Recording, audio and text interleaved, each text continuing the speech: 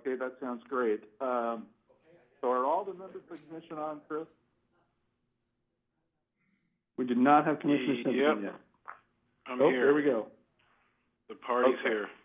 All right. Excellent. Great. So, Chris, the way I'd like to do this is I'll make a couple of comments and then including comment on COVID, and then if you would provide us with a little few comments on COVID as it relates to the agency, and then we can go from that into the workshop. Yep, happy to do that. You and I can do that together, and then we'll go to the agenda review and Lindsay, and if she joins. Otherwise, I suppose you in her stead, and then work from there through the rest of the items down into the DOT Bill Grant Program and the Cooper issue, topic, and then I think we will cover it. So does that sound good?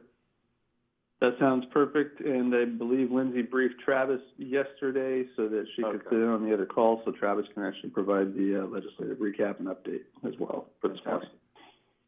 So let me just begin by welcoming everyone to our pre-meeting and say, and this is something that we'll be working with not only today, but certainly in our meeting later this month in April and our meeting in May.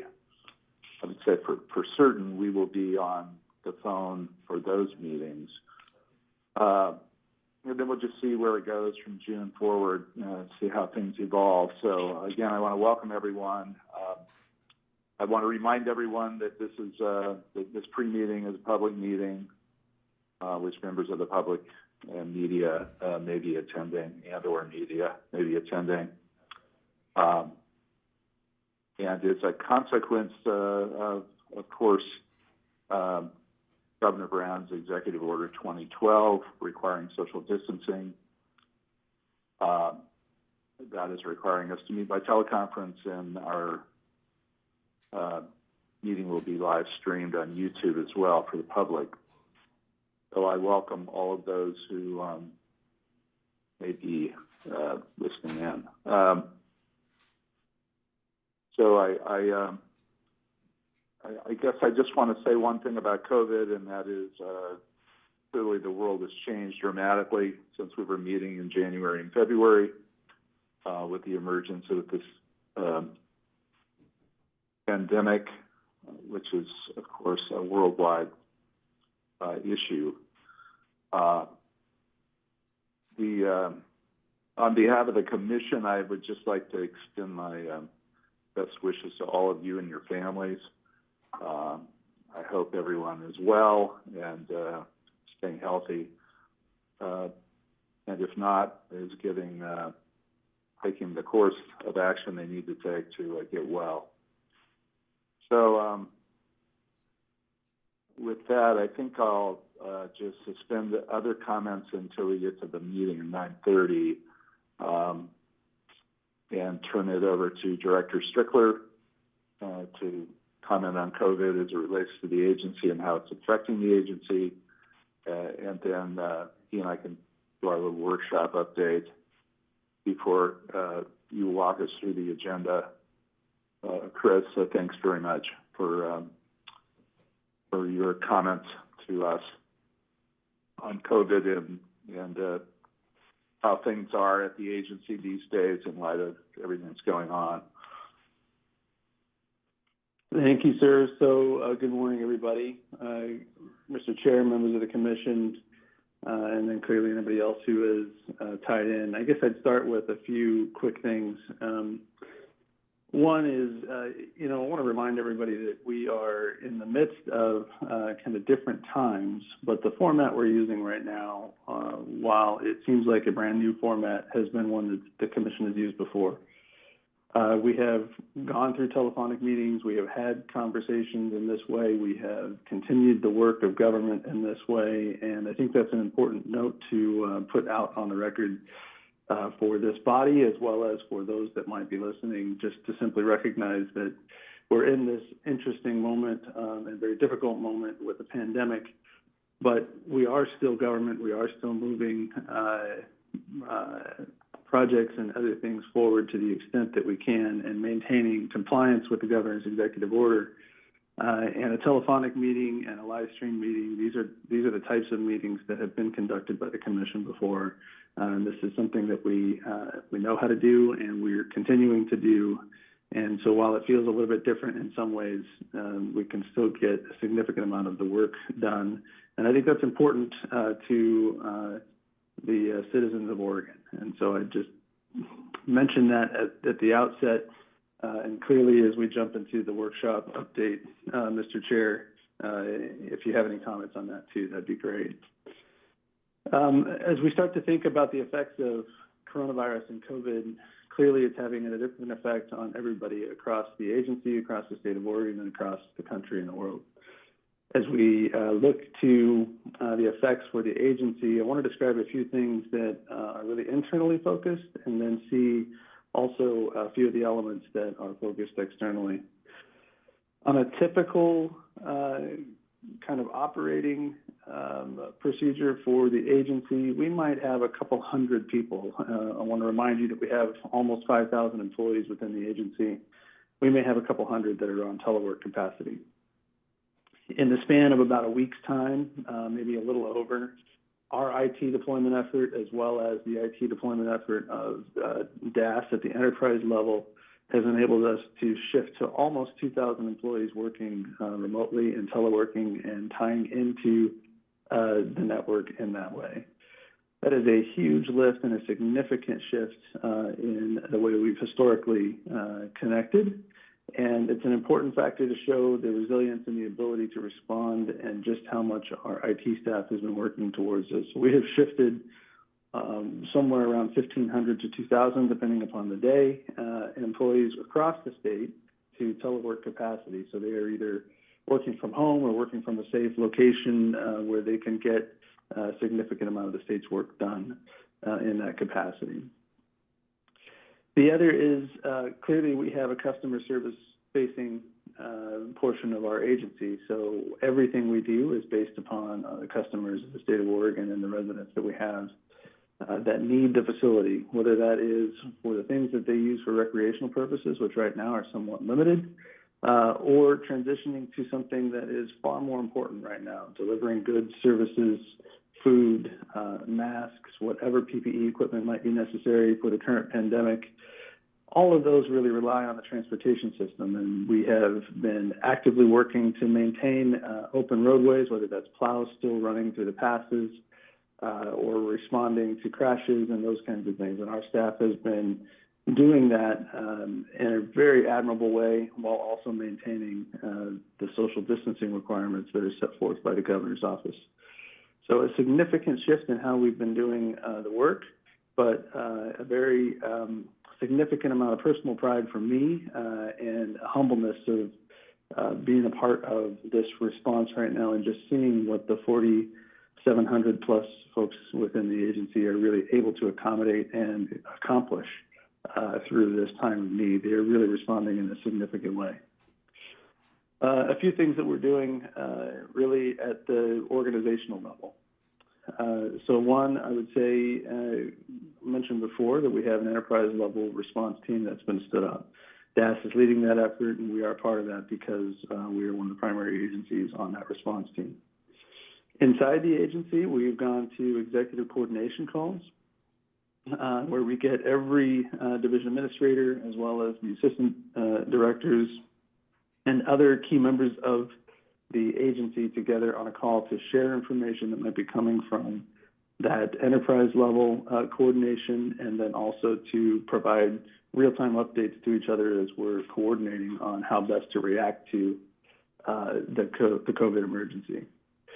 We're shifting all of our public meetings to something that is virtual, whether that's telephonic, like this one here, or whether or not it is something that's online streamed, whether it's Microsoft Teams or Zoom. And I'm getting well beyond my technical capacity by naming the types of sources there, but it's those types of things that allow connectivity by way of laptops and home computers, et cetera. We're providing a significant amount of help within the agency to those that have the opportunity and need to access it. And what I mean by that is COVID is having a significant physical impact on many people. We've already had the first wave of potential infections and confirmed cases within the agency at various locations, and that's going to continue. But the effects of a pandemic and the effects of something like this go far beyond the physical impact, and so we've been doing our very best to reach out to the agency and provide resources for some of the other impacts, whether that's an emotional impact or a mental health impact associated with a pandemic of this nature. We've been really trying to reinforce that everybody experiences these types of things very differently, and we're all doing our very best to try and react to that and provide resource, and everybody should feel comfortable accessing those resources. On our webpage, we are notifying current COVID information and really directing everybody to OHA and their website and notification. We're moving as many services to online as possible. So one of those things that has shifted in the last week is at one point we still had our DMV service counters open to the public. Our DMV offices shifted from normal operations to narrowing the number of customers coming into the office down to 25 and no more than 25 and asking others to wait in their car, to then reducing that number to 10, to then eventually getting down to the point to where we're just taking appointments only, and that's for commercial licenses only. So those kinds of things are part of our response. I'll tell you, DMV right now went from having all of the field offices open at one point just a few weeks ago to having 6 available by appointment only for those commercial needs that we have. Again, keeping the trucking transactions open and moving. And that's the same for our Commerce and Compliance Division that Ms. Ramsdell is leading. We've also received notification that the Real ID requirements have been extended to October 1st, 2021. That is a significant benefit at this point for our operations. And I want to be clear as I describe that. There is still a significant amount of work for Real ID in order to get Real ID compliant cards in Oregonians' hands. But that extension really does provide the ability for us to really attack that problem in a different way, knowing that our first available service will be sometime in July to provide that. We're also partnering with Oregon law enforcement to exercise discretion on enforcing expired credentials. So things like driver's license and ID cards, vehicle registration, commercial vehicle registration, trip permits, disabled parking permits, et cetera. We've gone into partnership with the Oregon State Police, and then they have, through their network, have broadcast to other members of law enforcement throughout the state that we will exercise discretion and not enforce some of those expired credentials for a period of 90 days. So again, trying to keep the demand as well as fears associated with, well, geez, what if my license expires during this time of COVID and I don't have the ability to access DMV? Those kinds of things. So we've had a significant statewide effort and enterprise effort, and our partners at OSP are to be congratulated for the work that they're doing with us in order to get there. A few other quick points. Local transit providers are adjusting or curtailing some of their services. And when you look at what the impact of that is, I mean, clearly it's difficult to provide social distancing on some of those transit-related routes, but the importance of transit connectivity for those that still need to get to work and those that don't have the ability to telework, and those are for employees across the state clearly that are outside of the Odot family, but as well as some within the Odot family. That access and that availability of that service is significantly important, and that's not lost on any of you on this call. And then finally, our A&E or engineering, design work, and construction contracts, as of right now, we are continuing to move those forward. We have partner states that all around us and across the country. Some have chosen to pause some of those construction-related activities. Others have chosen to keep them going, and I think we're in the camp at this point of doing our very best to keep those elements of our economy moving. The needs are still there for us to move forward the construction contracts. We've had a significant positive response from our construction industry as well as our design partners in the consulting world. Many of our design partners are already teleworking, working from home, and really available to shift to that virtual capacity in ways that even state government isn't as quick to shift. They've been doing it for quite some time. And then on the construction side, they're exercising social distancing and providing safety reports as they continue their work. These are all significant things that give us confidence that, at least for right now, that work can continue because that work is not only vital to the economy for those that are working in those industries, but it's also work that is vital to the movement of goods and services on our facility, and we have to maintain those to the extent we can. So, I guess my closing remarks and then open it up for any questions, and my apologies for the long-winded explanation, but I thought it was important to run through all of those. My closing comment is it's really important for us to continue to move forward and to demonstrate that government can still work during times like this. And when we look at our construction capacity and our design capacity and the type of work we do, and the availability of keeping that portion of the economy moving, but then also still serving our public at the same time, I think that sends an important message that while we're in these difficult times, we still have the capacity and the ability to conduct business. So with that, Mr. Chair and members of the Commission, maybe I'll pause and see if there's any questions or comments. Well, Chris, thank you for that update. Really helpful for me, and I'm sure everyone, to hear you run through the state of affairs.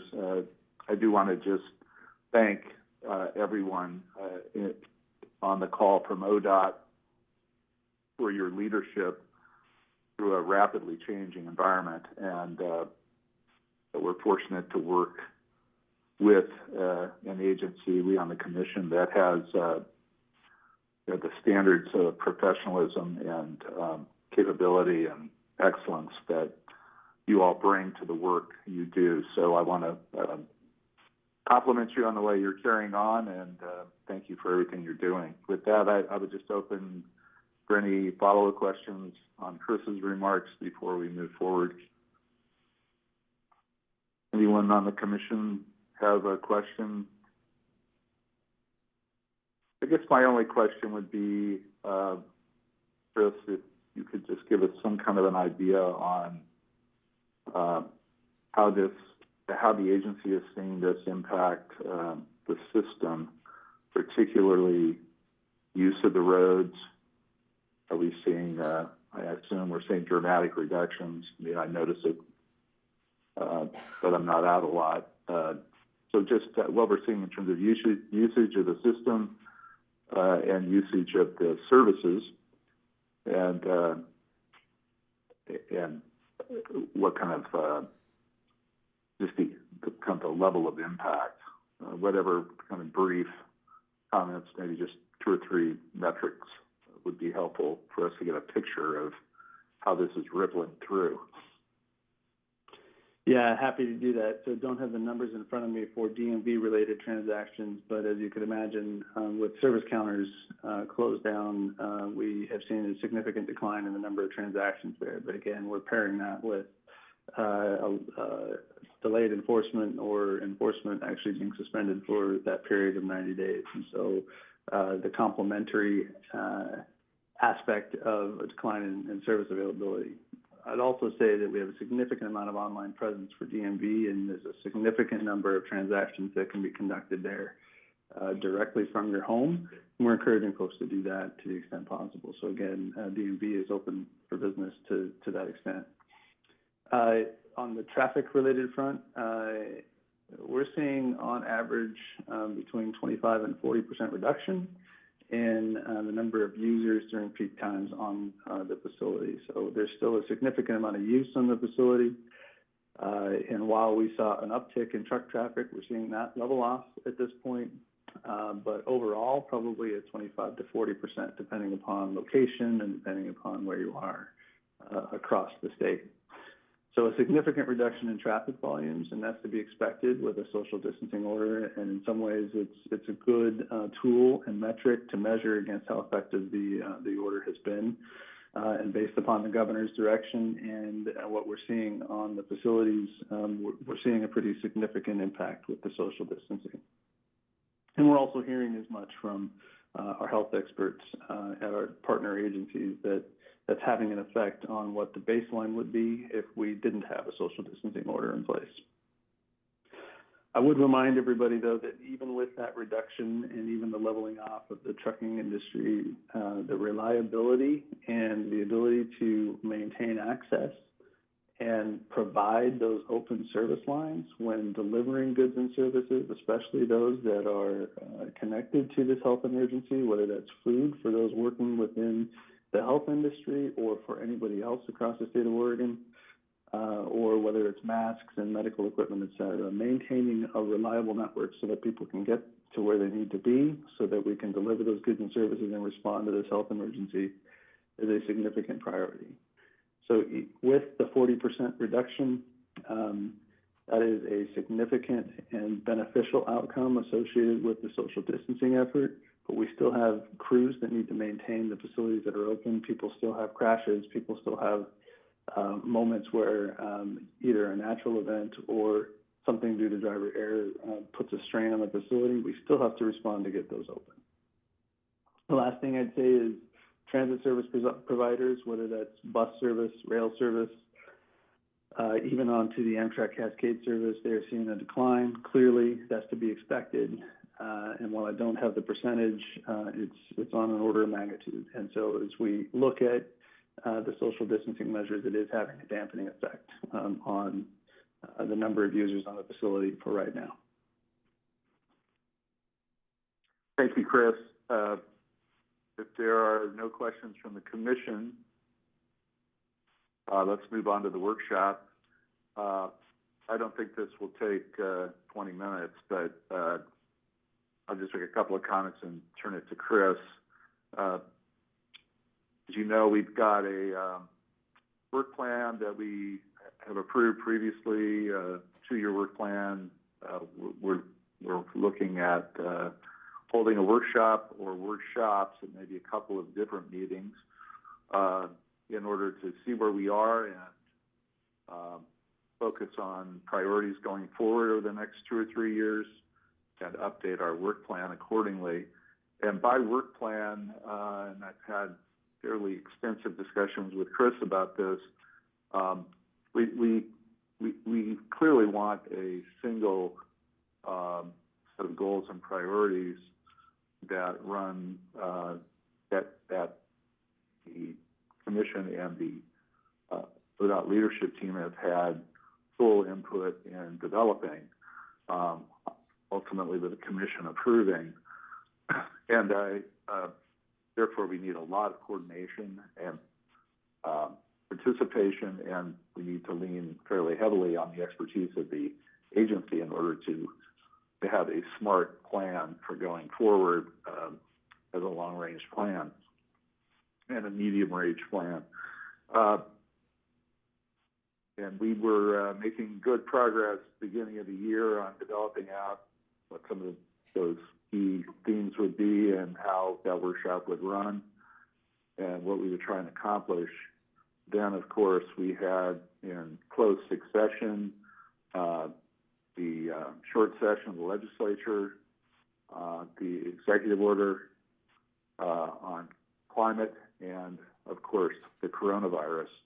And that has led the agency to have a lot of work to do, that significant amount of which was unanticipated or has changed in terms of priorities, and then all of the things that Chris and others are involved in the more enterprise level state government participation that are broader efforts that are going on, which we're a part, which Odot is a part. So it's delayed our getting the workshop agenda developed, and that's fine because these issues that the world is facing, the case of healthcare and a health pandemic, and then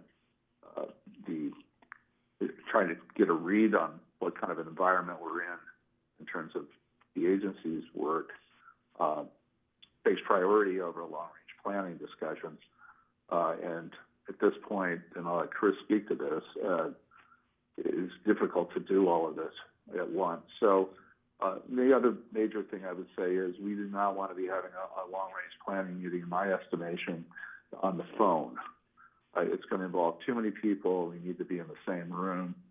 That is clearly our preference for our meetings generally. We have to continue to conduct business as a commission, so thus we're going to end up having a few meetings by phone, but that's not our preference, but that is the reality where we are, and social distancing is critical, and human health is our top priority, safety and health.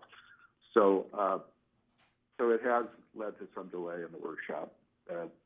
We are hoping to get that back on the rails here in the coming months, and look forward to that discussion. Unfortunately, it's been delayed a little bit, but it's just the way it is.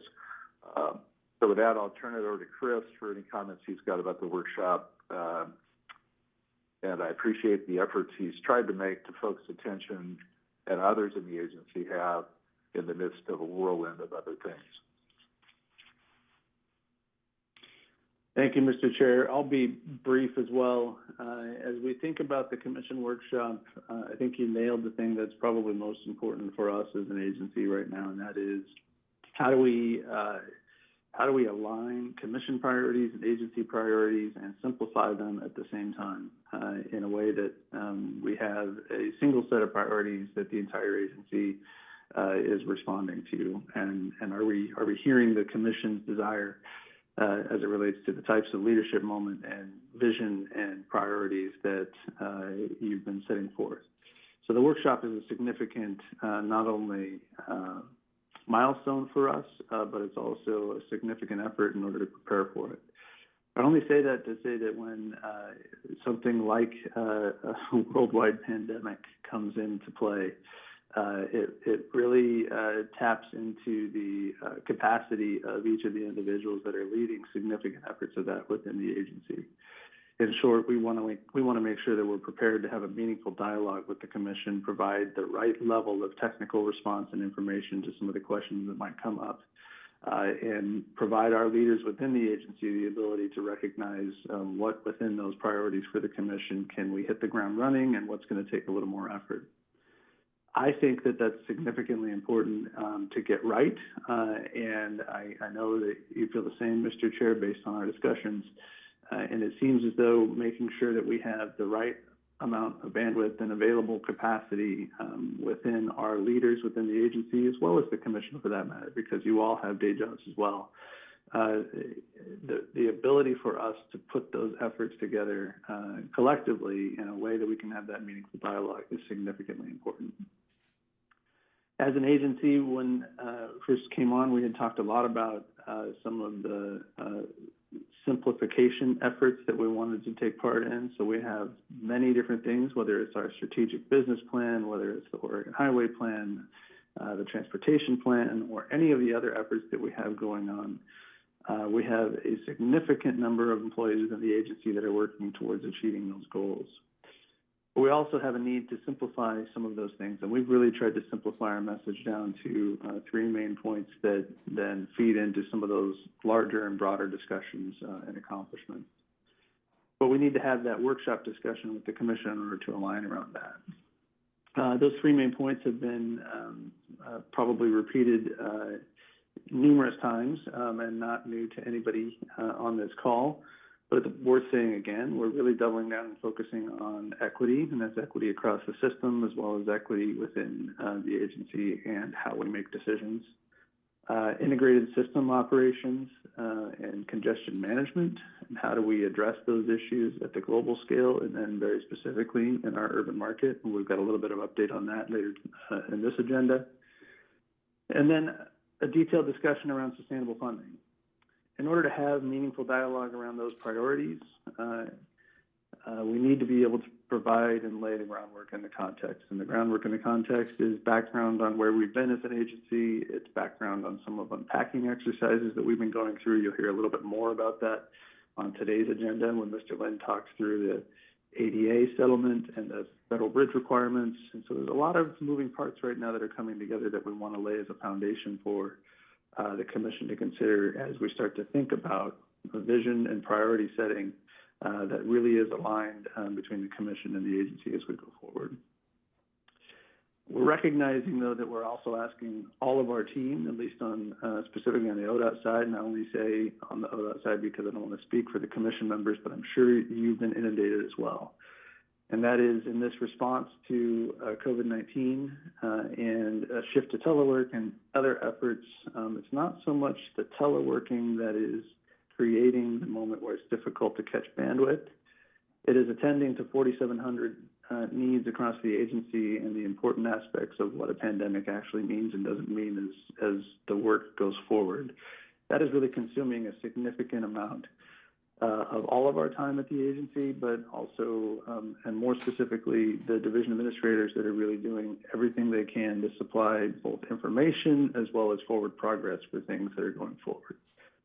To name just a few, DMV and Commerce and Compliance, so that Administrator McClellan and Ramsdale, just 2 weeks ago, they had been working towards how do you keep services completely open, and then in that time have shifted to closing offices, providing online appointments, providing appointments only and manual appointments. That kind of service disruption really has and takes a significant amount of their energy to put into that. Ms. Bohart's division is providing a significant amount of data that's being used to assess the effectiveness of the traffic impacts across the state. So that's taking a demand. Mr. Lind, who's overseeing the delivery and operations piece, he is spending an inordinate amount of time really addressing all of the needs out in all of our remote areas of the state. So the impacts are significant. And we want to make sure that they have the time, energy, and attention to devote to the workshop at the same time. So that is a bit of an explanation, but I wanted to give that to you members of the Commission to really define the reasons why we think shifting the workshop effort. So we had planned to have that in March, or at least start that dialogue in March. We had then planned to have it in April.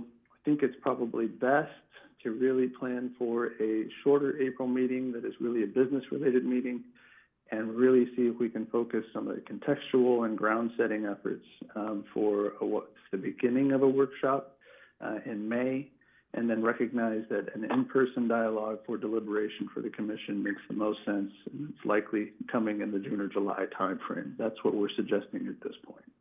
So with that, I'll pause, Mr. Chair, and see if that's all of the information you wanted me to put out.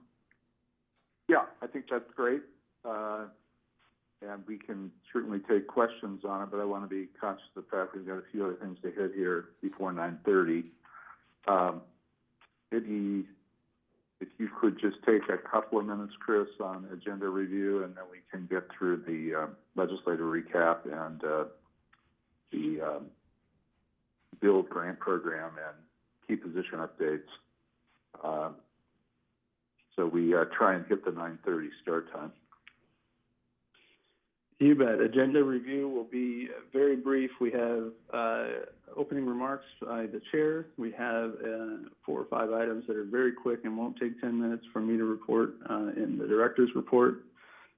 We have that item that I mentioned earlier regarding the federal funding and request for approval of additional funds for our ADA settlement and federal bridge program. Mr. Brower and Mr. Lind will be walking us through that and requesting a decision there. And then we have a detailed update on where we sit regarding the Commission's previous direction on the I-5 Rose Quarter project. And that's going to be with Ms. Channel and Mr. Finn. And then move directly into consent calendar after that Rose Quarter Improvement Project decision. Consent calendar, I would just note one element. At this point, we are calling out and identifying April 16th and May 14th as telephonic meetings. The May 14th meeting, we are presuming will be a telephonic meeting, but if for some reason we're able to meet in person, we might adjust, and I would just put that out there for consideration as well. With that, that is actually the agenda review, unless there's any questions. This is Sharon. I have a question. We got our last-minute submittal on the speed zone panel agenda item on the consent agenda related to the changes to the OAR and specifically noting some recent changes. And I was hoping that somebody could maybe address that concern or question so that, whether or not we want to pull that from the consent agenda, depending upon what the response might be. Gotcha. Mr. Lind, do you have an update there? Yeah, so I'm familiar with the administrative rules update. I'm not sure I'm tracking a last-minute change unless it was just getting it on the agenda and getting the materials out. My apologies, lots going on. Is there something specific that was identified late for this? Yeah, Sharon speaking. The provision in the comment, which came in last night, so if you haven't had a chance to look at it, I totally understand. I'm just going to read a section of it. Towards the end, the comment is, the proposed rules represent a major step forward. We are concerned about last-minute changes after the speed zone roundtable process concluded. The revisions to OAR 734-020-0015 recommended by the members of the Oregon Speed Zone Review Panel on February 19th, 2020 allow for speed limits in urban areas as much as 10 miles per hour, up from the original 5 miles per hour originally proposed, above median travel speeds. In addition, on urban streets with 35 mile an hour or higher speeds, the changes required that the median speeds be used as a baseline, which may result in more speed limits that fall outside the recommended speed limit ranges outlined in the OAR.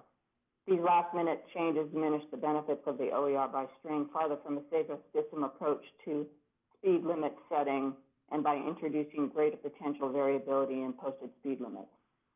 Resulting speed limits are more likely to exceed safe system recommendations and may be more variable across cities relative to the original Odot proposal. So that was the comment, and I'm just wondering if that is a fair comment and something that we ought to consider. Yeah, boy, I apologize for not seeing that. I don't think I've seen that, Commissioner Smith, so my apologies. I know there was a lot of work going on leading up to the conclusion of this administrative rule update. If I may, could I get a few minutes to confirm with the folks leading that? And my suggestion would be we either pull it up to the agenda or we delay it. I want to be able to make sure I can answer that question and that comment. And I might ask Michelle or Jess, can you get that to me? I don't believe I've seen that. Yeah, I totally understand, and I apologize for putting you on the spot because it came in last night. So I just want to make sure that before we take an action that we've considered everything that we ought to be considering. So take some time and then we can chat about it later. Yes, Mac, we're getting that document to you right now. Yeah, Michelle just sent it to me. Thank you. Let me see what I can get quickly, and we can make a decision maybe through the course of the morning here around what we want to do. So if I could beg, that's fine. Great. We'll get a recommendation from you, Mac, and we can discuss it. And I would say the all options include going forward with it. It's a consent item, pulling any one of the 5 of us can do, or even deferring it to the if we need a couple of weeks with it. So just get back to us on what your view is, and then we can discuss it. Sounds good. Thank Mr. you, Chair. Yeah, Mr. Chair, before I request consideration of the consent calendar items, I'll make sure that I check back in with Mr. Lind, and then one of us can provide an update going into that portion of the agenda item, if that's helpful. Okay, that sounds good. Okay, thank you, Commissioner Smith, for flagging that. I had not seen that either, so I appreciate it.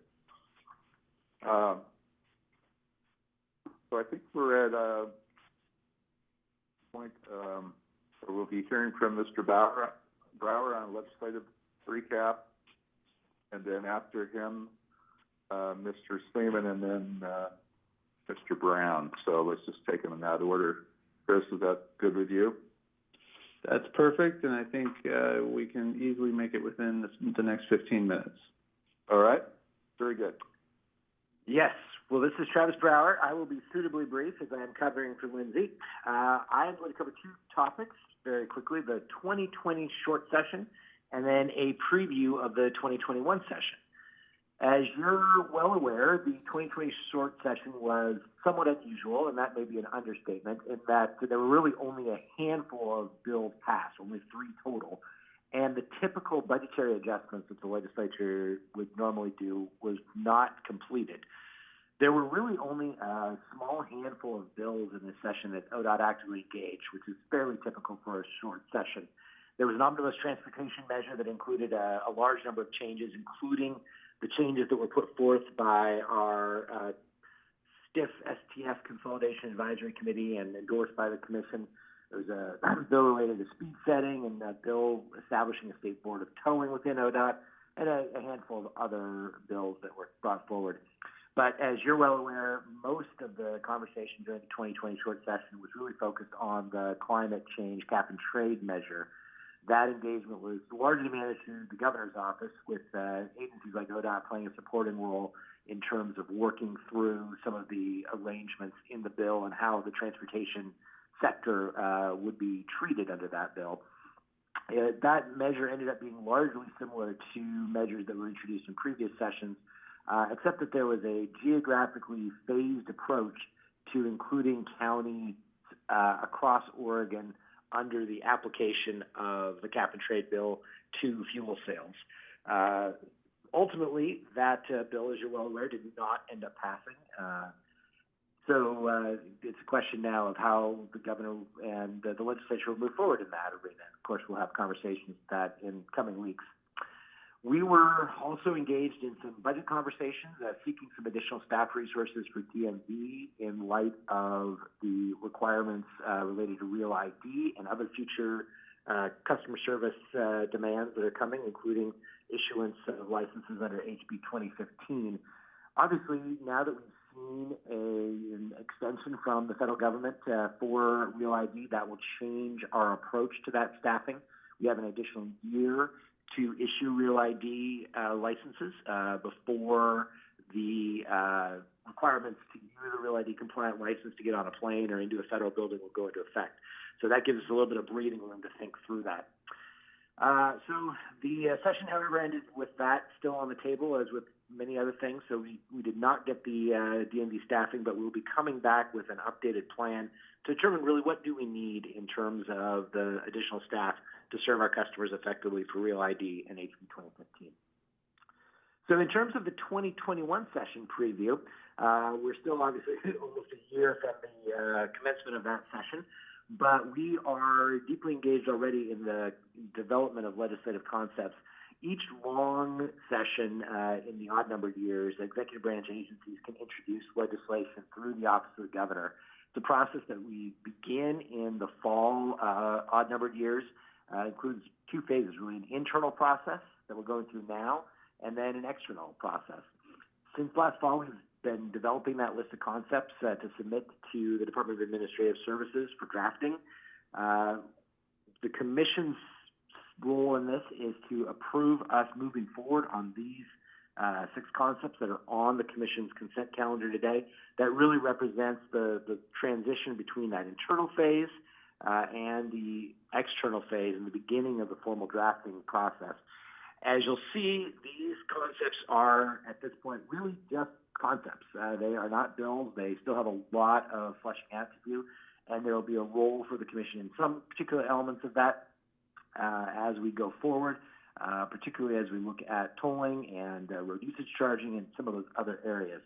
There are a lot of other subsequent steps along the way as we flesh out those concepts, engage our stakeholders, and determine which, if any, will be introduced into the legislative process. There are sometimes in this process, some of these do fall by the wayside as we realize that there are significant challenges or stakeholder issues where we may have a misalignment between the agency and others. So this really is just a blessing to move forward, but there are other steps along the process, and we will report back to you in the end and check in at some points in the future as to which of these legislative concepts move forward into being fully drafted bills.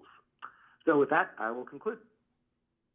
So Travis, I've got one question about this, about the legislative update, and that goes to, we've just completed the 2020 session, as you mentioned recently, and we're looking ahead to the 2021 session, but there's also, I think, discussion about the potential of a special session. I think originally as early as this week, but now it sounds like it might wait for the next revenue forecast, which I think comes out in May 20th. So could you talk to us for a couple of minutes about special session? And it sounds like that's picking up momentum. Yes, Chairman Rockland. We do believe that it's quite likely there will be a special session, and that will be both for some of the budgetary adjustments that need to be made as well as for some substantive legislative changes. We are in the process of reviewing where we may need some special authority to deal with the COVID public health emergency. There are some areas of statute that we are finding trip us up in some areas. And so we are looking at where might we need a special exemption or a modification of the language within that. We're still in the process of developing that. We will try to go fairly light into that policy conversation, but there likely will be some areas that we do need a little bit of a tweak to statute in order to respond effectively and make sure we're offering the services and a grace to the public in some of these areas. So I think it's anybody's guess as to exactly when that session will happen. I know that they were looking at the federal legislation to determine how that would interact with our budget situation. So I think they'll make some determination in the not-too-distant future about how they move forward.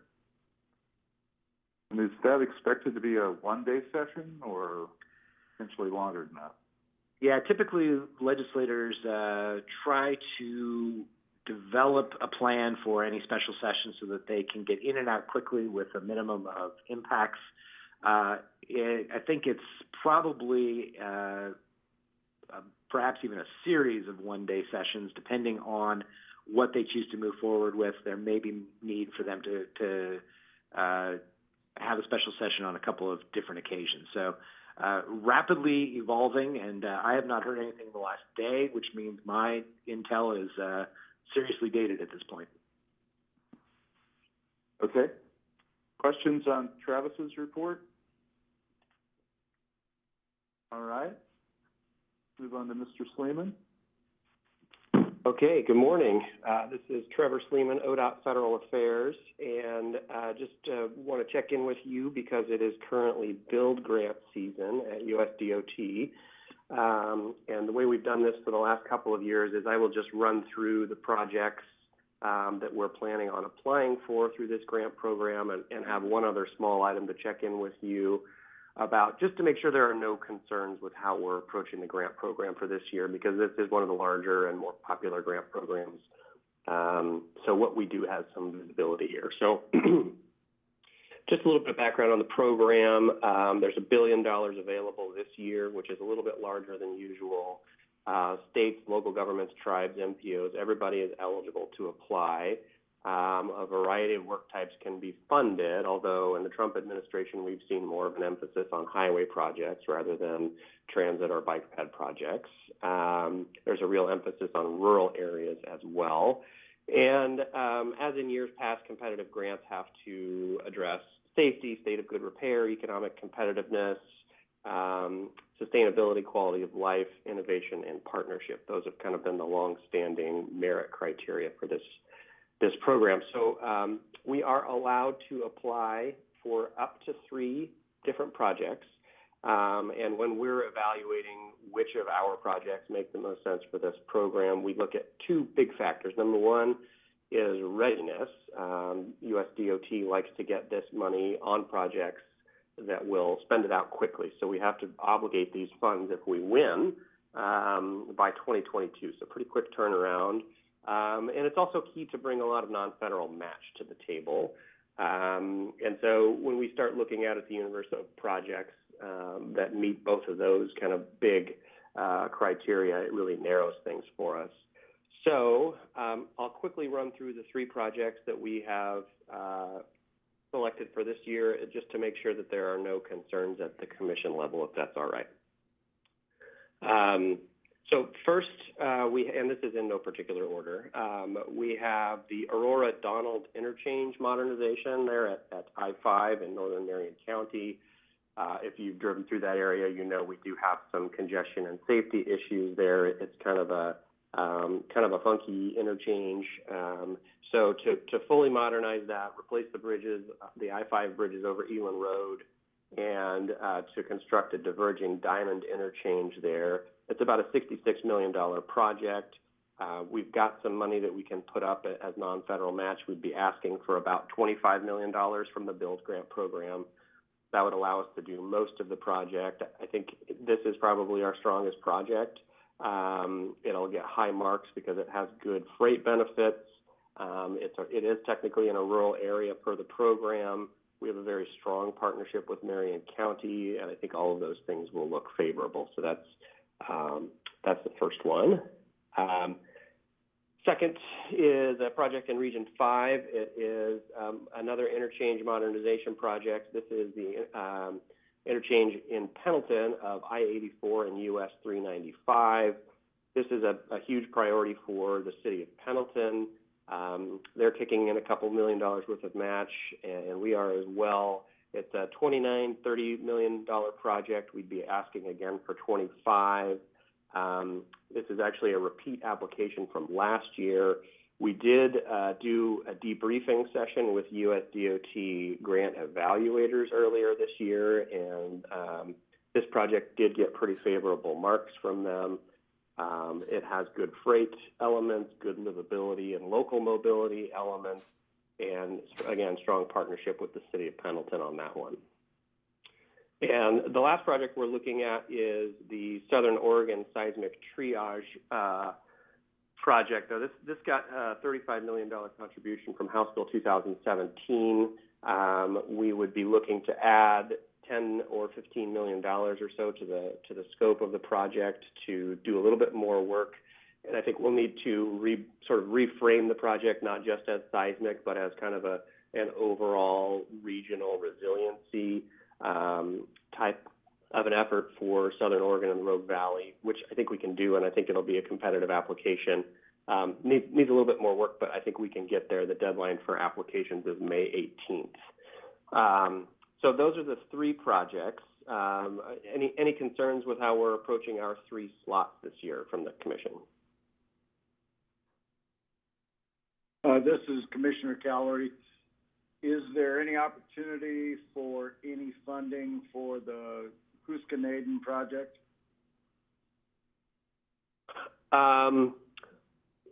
Potentially. I'm not sure, not knowing the particulars of that project, whether that meets, any sort of a readiness criteria and how far along that is. It's not one that Region 3 put forward. So my guess is that maybe we've got some, we would have some challenges there getting something obligated by 2022.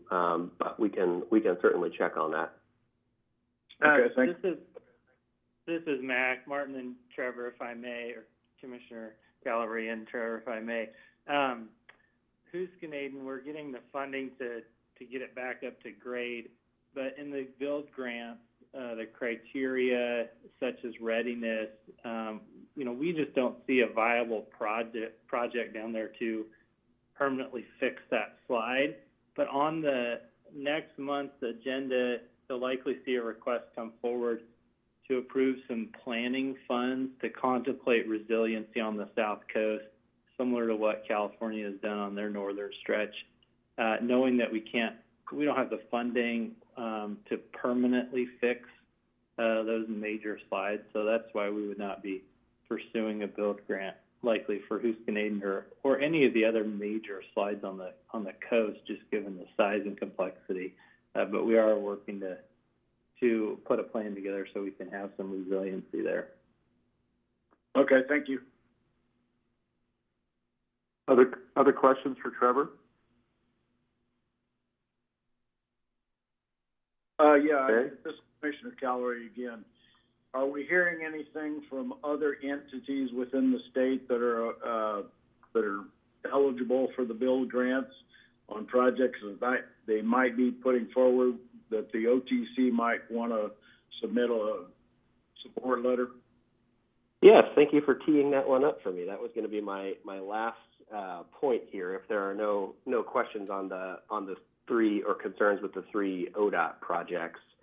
So you're right, this has been historically an enormously popular grant program with local governments in the state, and what we have traditionally done, just to sort of, support any and all additional federal dollars coming to transportation in Oregon, is we have offered letters of support from the OTC chair for all meritorious projects from Oregon, regardless of ownership and applicant. So and I think those are well received by local governments. So that was kind of my last thing, was just to ask if you all are comfortable with me offering that again to local governments. And Commissioner Callery, I haven't heard from folks yet, but I think that's also partly because I haven't made the offer yet. Okay, thank you. I would support that. Yeah, I have no objection to continue to do that. Okay, great. Well, that's everything I had. Thank you. Okay, thank you, Trevor. So we'll move to Cooper. Mr. Brown. Thank you, Mr. Chair. Good morning, Commissioners. I see it just struck the 9:30 hour, so I'll try to be as brief as possible here, but wanted to provide you all a quick update on a couple key positions to Director Strickler's points previously. As we work through this new reality and the new normal of how we do operations in this coronavirus response period, we're also being mindful of moving forward the important things that we have to within the department, and among those are filling some key positions. The first of which I'll speak to is the Assistant Director for Social Equity. So as you'll recall, this position is the fourth of the Assistant Director positions. And we've been out for recruiting this position for the last few months. We've done a national search. I'm pleased to announce that we have Ms. Nicotris Perkins, who will be joining us on April 13th as our new Assistant Director for Social Equity. Nicotris comes from Milwaukee, Wisconsin. She has deep expertise, 20-plus years working a variety of equity-related issues in the educational sector. She's worked a lot with youth. She's been a facilitator, worked on organizational culture, transforming organizational culture, really focused on inclusion, race, and equity, though, across the board. We had a lot of great candidates for this position, and some of you were involved in that interview process. We had numerous rounds with internal and external stakeholders. And the consensus was that Ms. Perkins is the right fit for the agency, and we're really excited to have her aboard.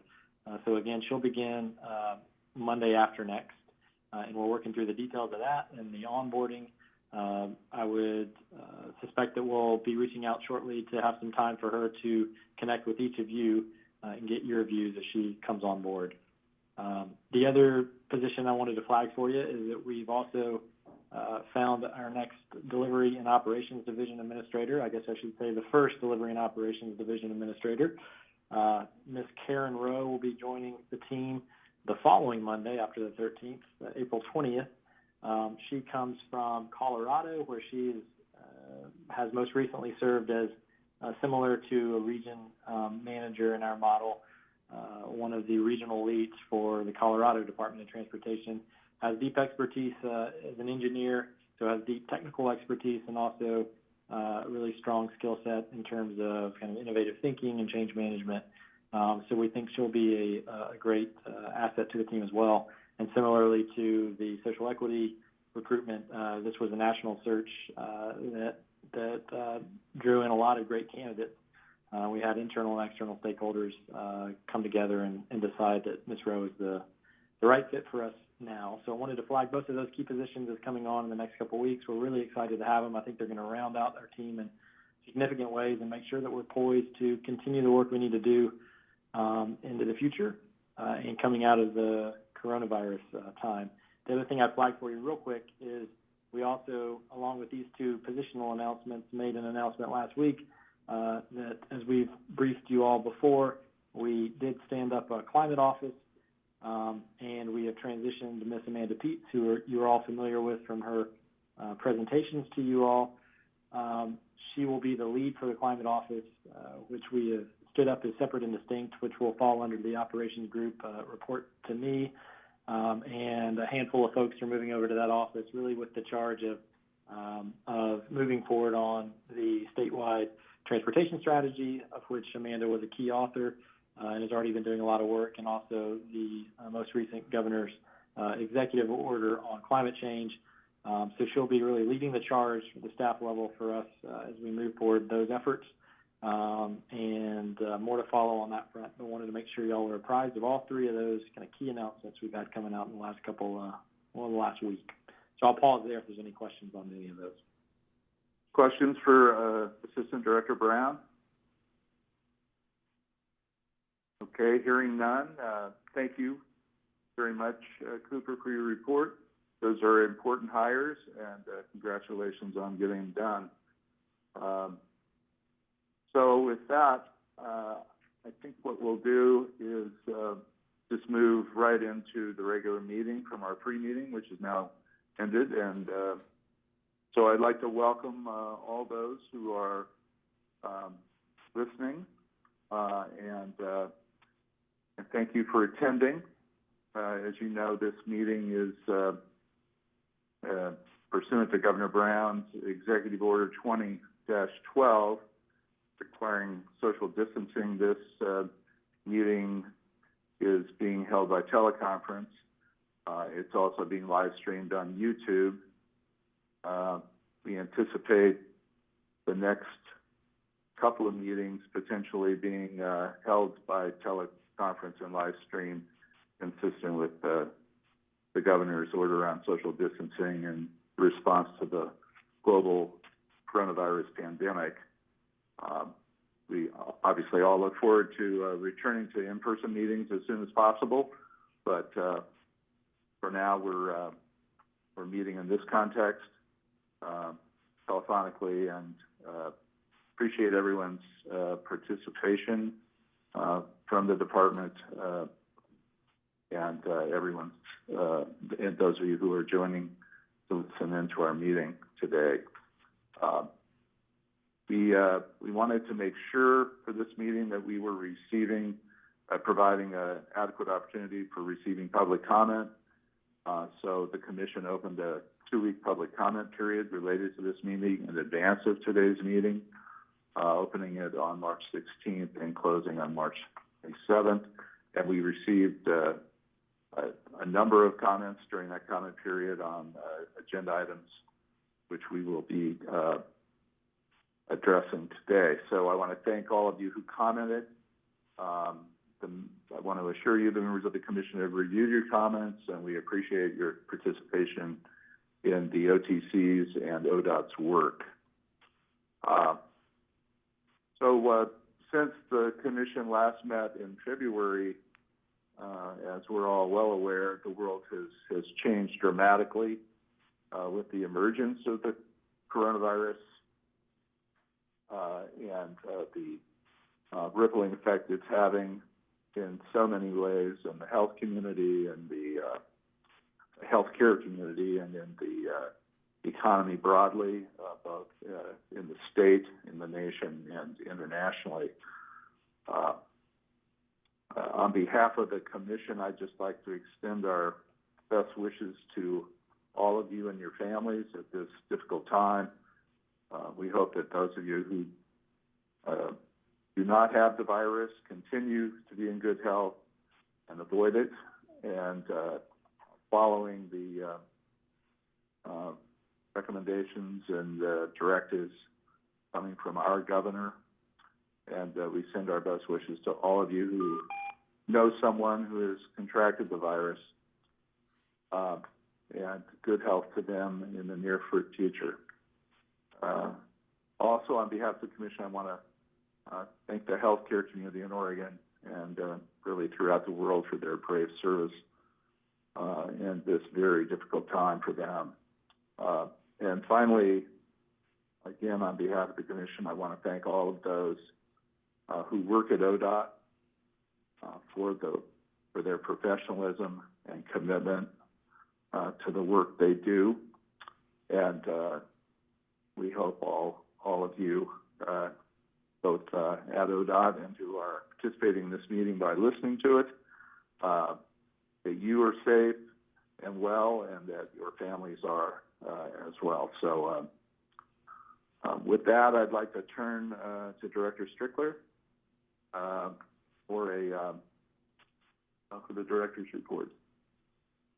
Mr. Strickler.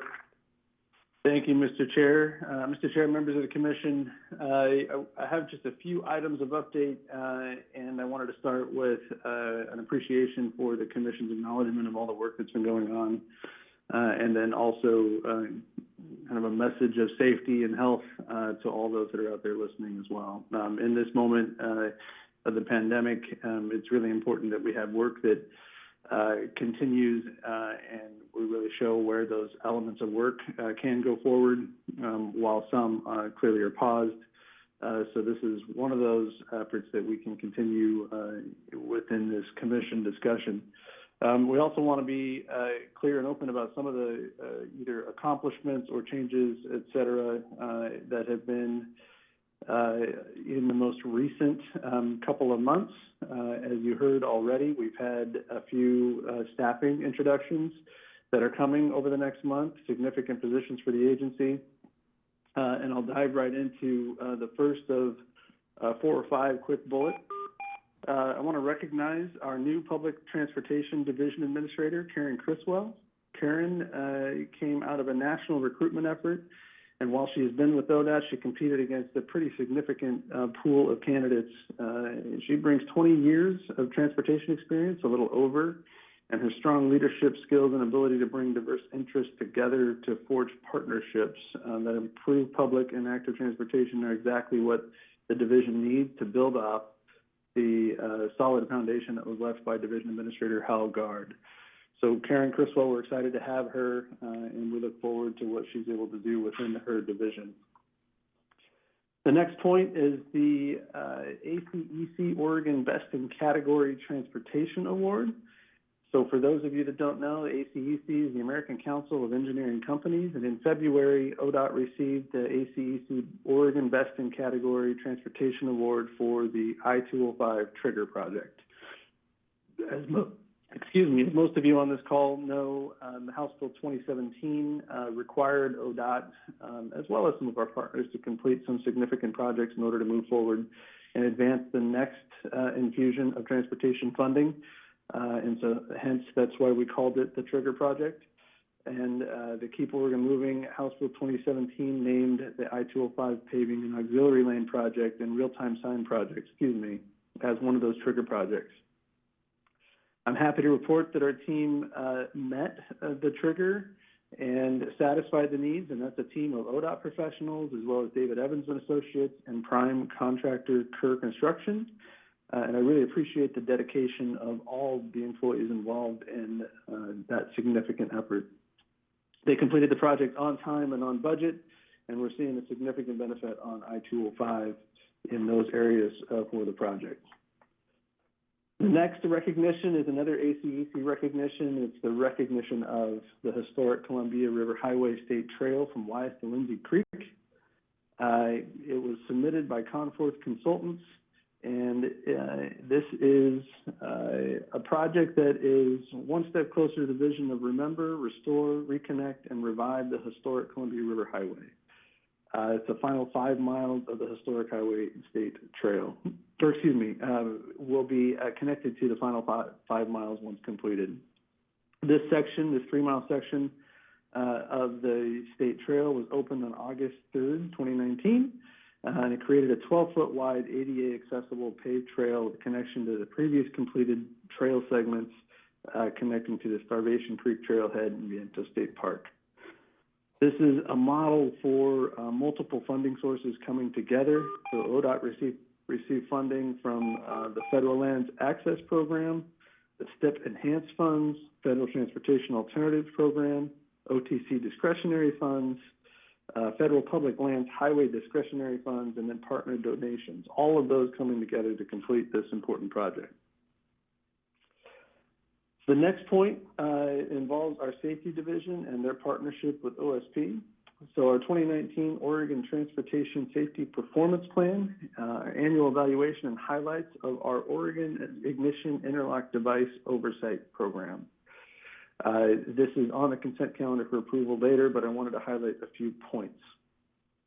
It's one of the projects that was a startup and a handoff of the Interlock Device Oversight Authority granted in the 2017 legislative session to Odot, and then transferring that program to the Oregon State Police. We're seeing some dramatic improvements in the use of interlocks and detection of attempted impaired driving in 2019 as a courtesy of this program. A few high-level points to make regarding this program.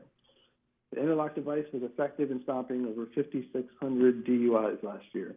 From January 1st to December 31st, the number of installed interlocks grew by over 15%, bringing Oregon to an overall compliance of over 20%. Point of reference, an individual has blown into an interlock and come back with a result of 0.05% or higher over 44,000 times, and of those, a little over 5,000 were a 0.08 or higher. So we're seeing a significant benefit from the interlock device and its response. The highest breath sample recorded on an interlock in 2019 was 0.3%, which is a scary alcohol content. And there were a total of over 7,100 separate individuals who provided breath samples. We're seeing a significant benefit, like I said, from the program, and it brings a significant safety benefit to the overall system. Finally, I wanted to give an update on the Urban Mobility Office. So our Urban Mobility Office, as directed by the Commission, is a new office that we stood up to really develop in-house expertise and deliver some of our large projects, but also manage our urban mobility areas across the state, really starting in our Portland area. Our Urban Mobility Office Director, Brendan Finn, was recently appointed over the last few months. Deputy Director, Della Mosier, was also appointed over the last few months. And then last but not least, Ms. Lucinda Broussard from Atlanta was appointed our Tolling Program Director. We're excited to have all three of them, as well as the rest of the team that they have within them, and that's the Rose Quarter team and others, really advance the work and the effort of the urban mobility needs within the state of Oregon. So, Mr. Chair and members of the Commission, what you see in this report and the previous reporting is a significant number of hires and positions filled to really advance kind of the next chapter of Odot and of the industry and our transportation service that we provide to Oregonians. So with that, I'll stand down unless there's any questions. Any questions for the director? I guess my only question, Chris, is whether you'd like to, I noticed there's an item on the consent calendar, and whether you'd like to say anything about a project that you have some history with, and that's the I-5 Interstate Bridge Replacement Project. Any update there? Yeah, I can give a quick update, Mr. Chair.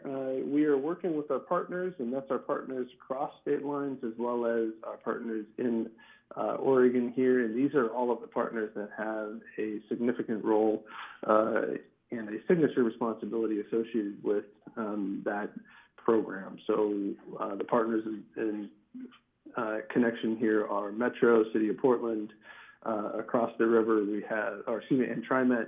Across the river, we have our complement, and we're working directly with Washington State DOT as well. As you will recall, the governors jointly pushed efforts forward in the November timeframe of last year, recognizing the importance of that program and that project.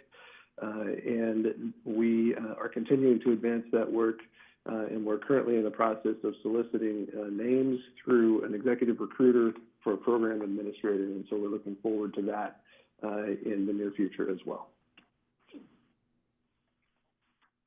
Thank you, Chris. Are there other questions of the director? Okay, hearing none, let's move on. So we have a decision item before us, and I believe Assistant Director Brower and Deputy Division Administrator Lind are going to present on this. It's requesting approval of allocating federal funds to meet the immediate funding needs of bridge inspection, bridge load rating, and ADA curb ramp projects.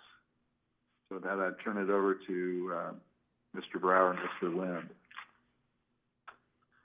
Thank you, Chair Van Brocklin. This is Travis Brower, the Assistant Director, and Mac Lind, and I will cover this item. I am going to be providing some context and background on where we're at today, and then Mr. Lind will be going into more detail about the actual immediate needs that we're asking the Commission to approve, and then also the longer process that we're going to be going to, and I'll wrap it up. So with the PowerPoint that we have in front of us, let me give you a little bit of a background about federal funding in the STIP program. At the federal level, a Surface Transportation Authorization Act sets federal funding levels for a specified number of years. The current Surface Transportation Authorization Act, known as the FAST Act, runs through September 30th of 2020. So that expires even before the STIP that we are currently working through will begin on October 1st.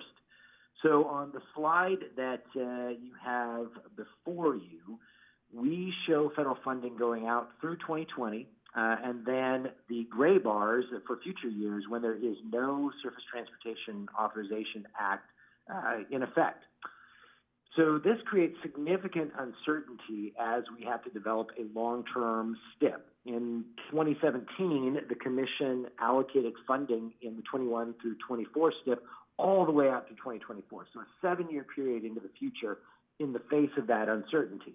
And we basically had to make an educated guess about what would be available in future years in the absence of that Authorization Act. Consistent with how we've done that in recent years, the Commission chose to take a 10% reduction from the final year funding level of that Authorization Act for the period of 21 through 24. So that is the section of the graph that is dark gray, is the amount that was assumed in the STIP.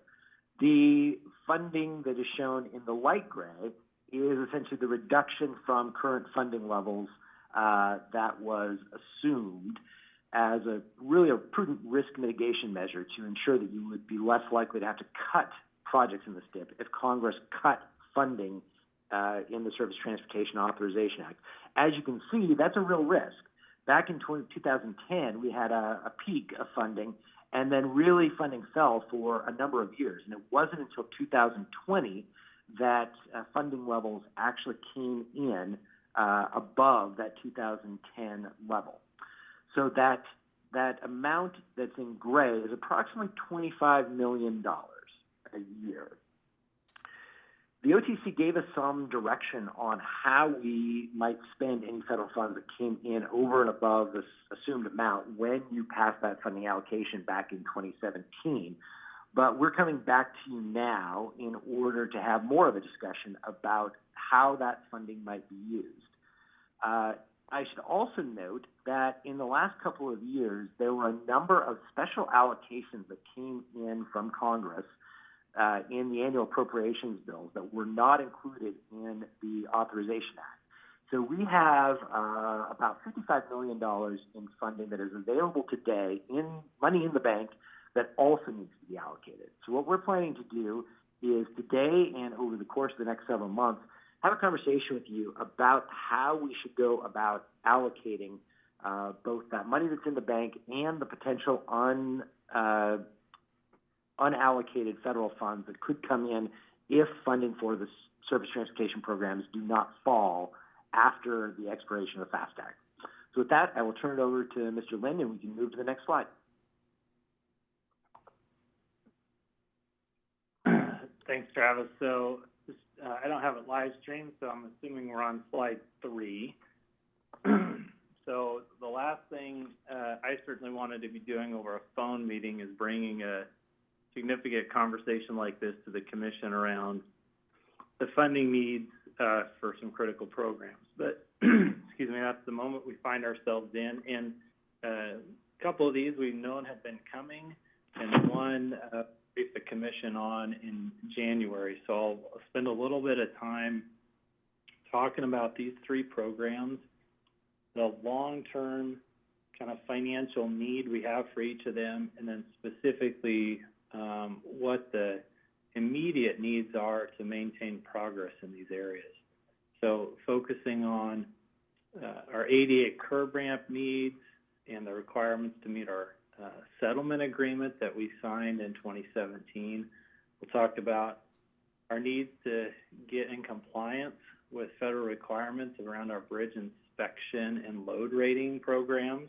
That's what we briefed the Commission on in January.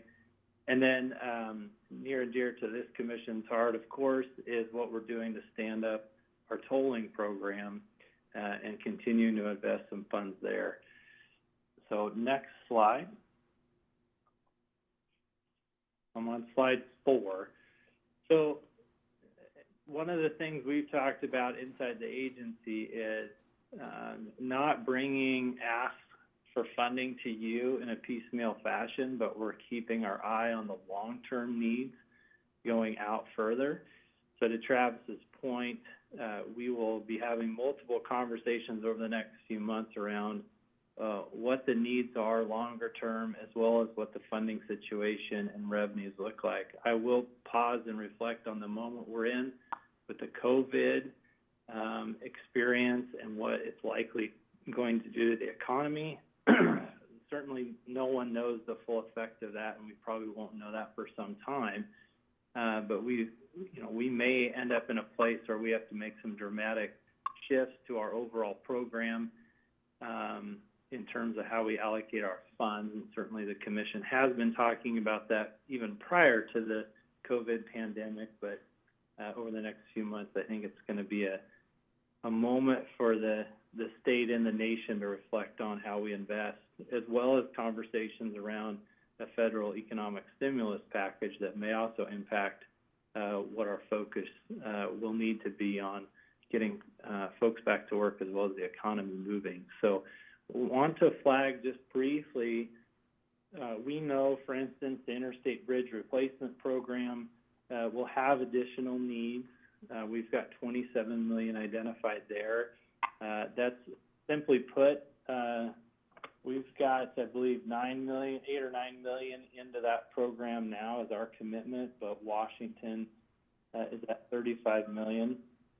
So just simple math, the delta there, we see that we're going to continue to invest in that project to keep it moving forward.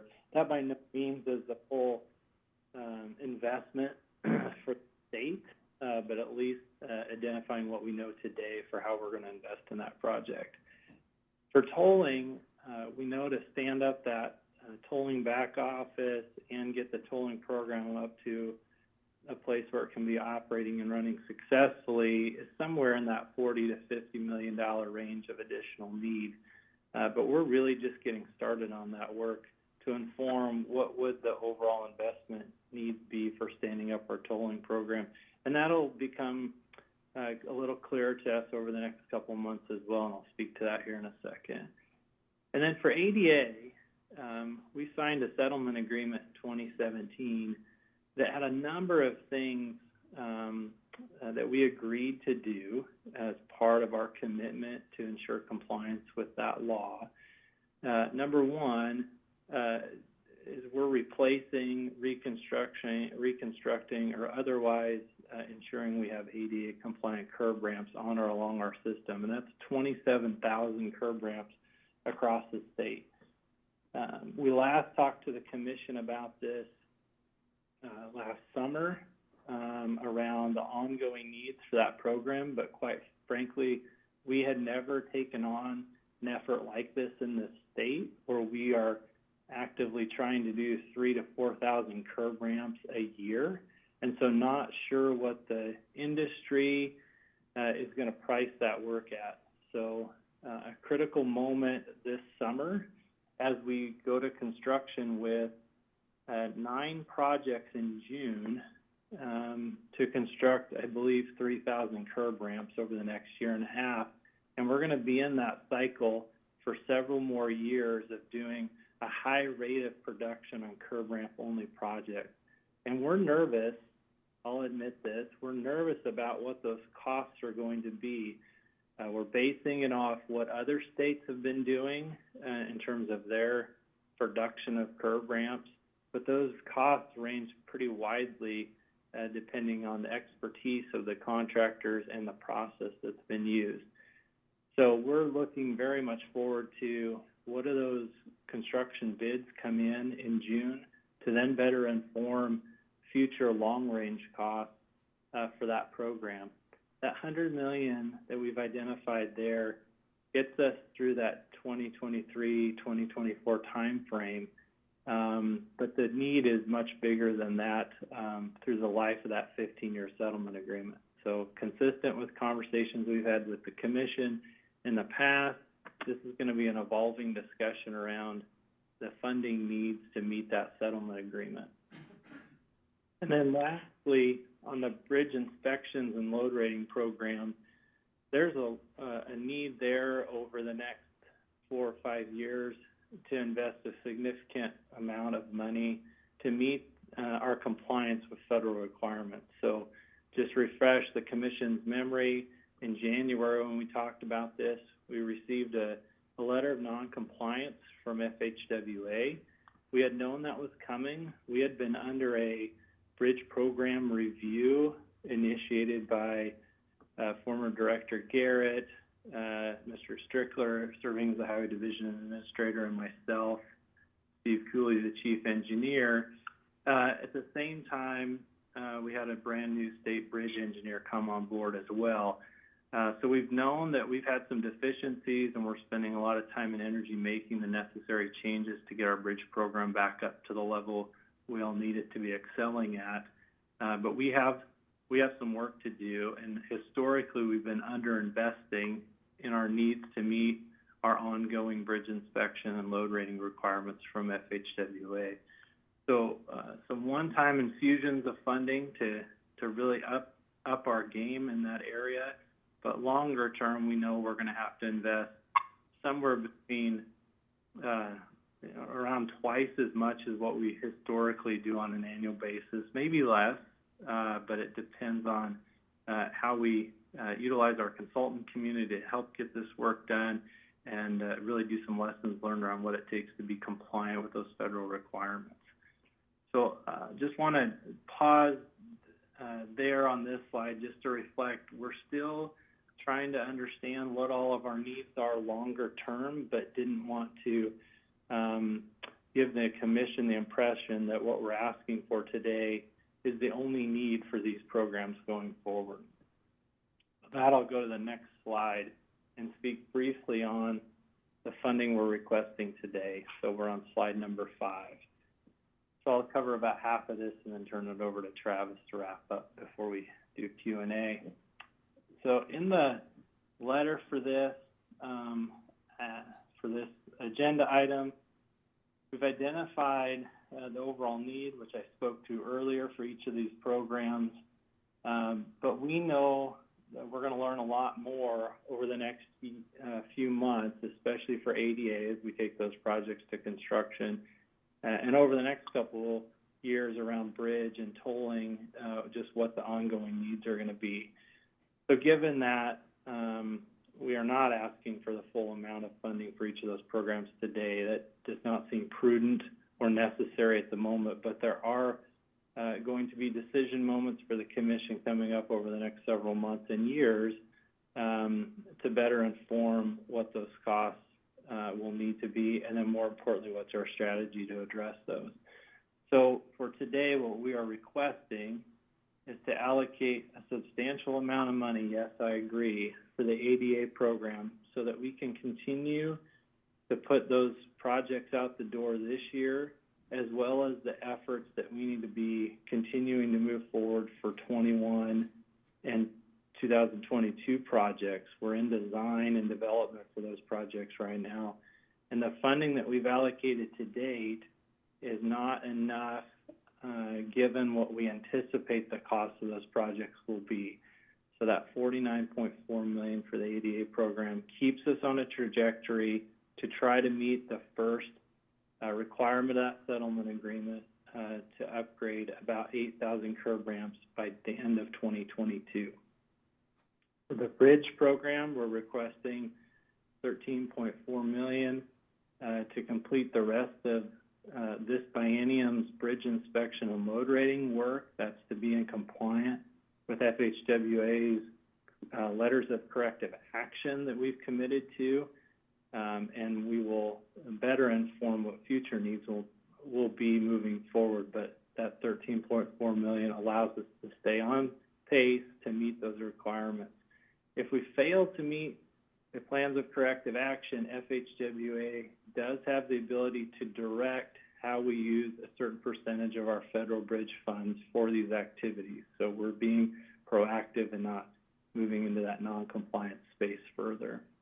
And then for tolling program, we're requesting $10 million to continue the development of that tolling program in support of the preliminary work that we're beginning on I-5 for the NEPA work, as well as continuing the progress we've been making on the NEPA work for the I-205 corridor. And the most significant part of this funding will also go towards the procurement of a general tolling consultant. We've spent a lot of time over the last few years working on those policy objectives, standing up the outreach efforts that certainly Commissioner Simpson was involved in a couple of years ago. But as we make this shift in procuring and hiring a general tolling consultant, that's where we really kick off the efforts to stand up the back office and the tolling program working towards implementation. So with that, that's our request. I do want to acknowledge it is a significant amount of funding. The need will continue to grow over time, but we want to take the time to have that be better informed by what are the costs for industry to do this work, what kind of efficiencies can we gain in our processes, and then for tolling, continuing to invest in that critical program moving forward. So with that, I will turn it over to Travis to address next steps before we have time for questions. Well, thank you, Mac. So this is obviously part of a larger, more comprehensive discussion about how we allocate funding in the STIP. So what we would ask you for as well is direction for Odot to develop a comprehensive strategy to use the remaining funds that we've received from those special allocations and potential and anticipated federal funds in 21 through 24 to fund priority needs based on ongoing Commission discussions of priorities. So we saw on the previous slide a list of what some of those priorities may be. That is not necessarily a comprehensive list, as the workshop efforts and ongoing discussions with the Commission about priorities will also help inform that. We would expect that we would have those conversations over the next several months, and that we would be looking at potentially allocation of those funds that I just mentioned, and also potentially reallocating funds within the STIP that are already allocated to programs. We'll also be taking the time to look at the potential budgetary impact of COVID-19 on revenues, and may need to rebalance the STIP in response to those changes as well that we're seeing just in preliminary numbers, that traffic reduction that we have seen in recent months. So with that, we would bring that back to you sometime this summer, most likely in the July-August timeframe, so that we can have a more comprehensive discussion of that strategy. With that, we'll turn it over for any questions. I have a quick one. This is Orlando, or Commissioner Simpson. And thanks for the update, Mac and Travis, on this. My question is going to be framed around ADA, given the fact that, just from my perspective, those are more simple types of works that require small crews and small teams. I'm curious whether or not, if you guys have already started developing a plan or strategy to ensure that there's an allocation or a percentage that's going to be dedicated for organ businesses or even certified businesses.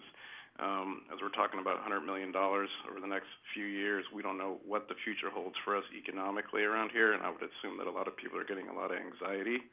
I'm one of them, but for that much work that's coming down the pike, I understand there's economies of scale working with larger entities when you're talking about a lot of ADA projects, but I'm not worried about that personally, because they have cash flow and they have significant reserves, and I'm more concerned about the smaller businesses that don't have those safety nets, and ensuring that there's going to be work that the department can issue to the public, because as we know, through recessions, governments usually float individuals and businesses. And so I'm just curious whether or not if you guys have thought about that, or are we not at that point yet? But it sounds like since things are going to be hitting the street here soon, I'm just curious whether or not if we have a plan of what percentage of this work we're trying to allocate and keep local and sustain at least the people who pay in to a lot of this, the local Oregonians.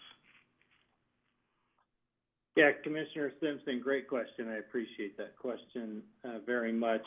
I don't believe we've set a goal or a target. We certainly have been learning what it takes to do this work in concert with contractors. So we've had several what we're calling pilot projects, some with what I would call smaller firms or smaller construction companies, to understand what it really takes to build a compliant curb ramp. It's not as simple as what some folks would think, especially given the exacting standards and tolerances that we're trying to meet, or will meet, excuse me. So we've had some success. We've also had some challenges, as you can well imagine, with some of those pilot projects. The initial thought to roll out these projects for this year and next year was really big contracts. And what we heard from industry, especially from a number of contractors, is we needed to tweak our approach. We had them too geographically dispersed, so really big projects in multiple areas. So we had them too geographically dispersed, and quite frankly, we just had the contracts too big. So we did make a slight shift there to try to address some of those concerns.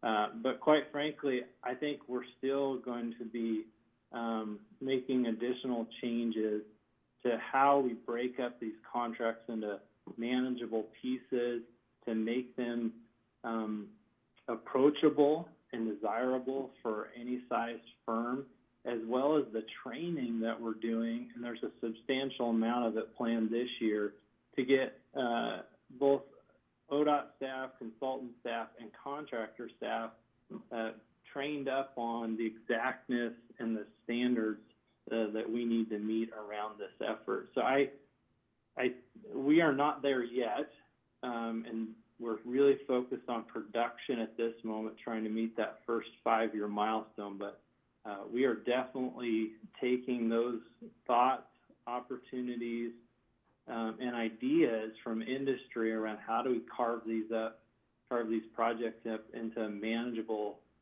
sized contracts so that we can grow that industry, especially given that this is going to affect every city in the entire state. It's every ramp in our entire system. So we're evolving in that, I guess, would be my answer. And I'm not sure if I answered it completely, but it's definitely on our mind as we move forward. And we're not quite there this year, but we will be in the near future. Got it. That's helpful. I would just say, under these circumstances, under these times, please keep in mind to refrain from taking the easy way out. If there's a will and the zeal and desire over a hurdle or challenges, you'll find a way. And I think people fail to remember that.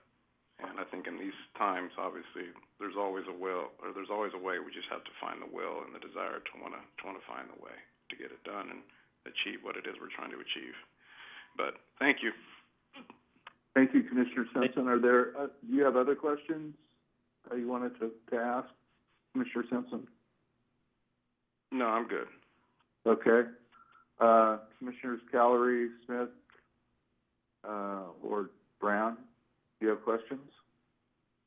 No, none for me, Smith. Okay. None for me at this moment. Commissioner Callery? No, thank you. Okay. I don't have further questions. I don't have questions on this topic. So maybe are there further comments from either Mr. Brower or Mr. Lind on this? Are you ready to tee up the ask here? None for me. Okay. So this is, as I mentioned, a decision item, so I would entertain a motion. This is Commissioner Callery. I move for approval of this allocation of federal funds to the Odot programs. Commissioner Callery's moved approval. Is there a second to Commissioner Callery's motion? This is Commissioner Brown. Oh. Sorry. I think I heard Commissioner Simpson second. Is that true? Yep. Okay. Because we're audio rather than in person and video, I want to take a roll call vote on this. So I will run through that now unless there is further discussion on the motion. Further discussion? Okay. Commissioner Smith? I vote aye. Commissioner Smith votes aye. Commissioner Callery? Aye. Commissioner Callery votes aye. Commissioner Brown? Aye. Commissioner Brown votes aye. Commissioner Simpson? Aye. Commissioner Simpson votes aye. The chair votes aye. The motion is approved. Thank you, Mr. Brower and Mr. Lind, for your presentation and responding to our questions, and appreciate you bringing this forward, and I'm sure this money will be put to good use in the manner you've described. So with that, we're scheduled for a break. Before we break, though, I would like to know where we sit on the consent agenda item 4A that Commissioner Smith flagged during our pre-meeting. Are we, is there a progress report? Mr. Lind? Yes. I know you have a current progress report, so please feel free. Yeah, so to the comments that were, or questions that were raised, I can certainly speak to those. I might suggest that rather than taking it in block, we allow that item to be pulled separately, and I can make a few comments before we consider taking action. Okay.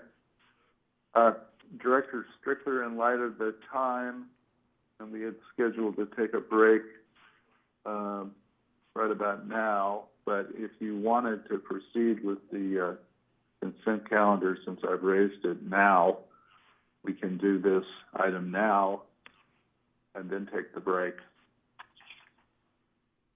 Mr. Chair, I am comfortable with that. I think Mr. Lind is prepared to give a few opening remarks. So if it pleases the commission to pull that consent item forward, to have a brief discussion and then request a decision on that item, now would be appropriate.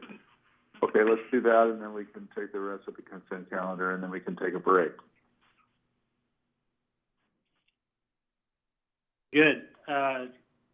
Thank you, Commissioners. Apologize for the last-minute changes here to your agenda, but speak to this briefly. So this is in response to, oh gosh, now I don't have the agenda up in front of me. I believe it's a consent calendar, item 4A,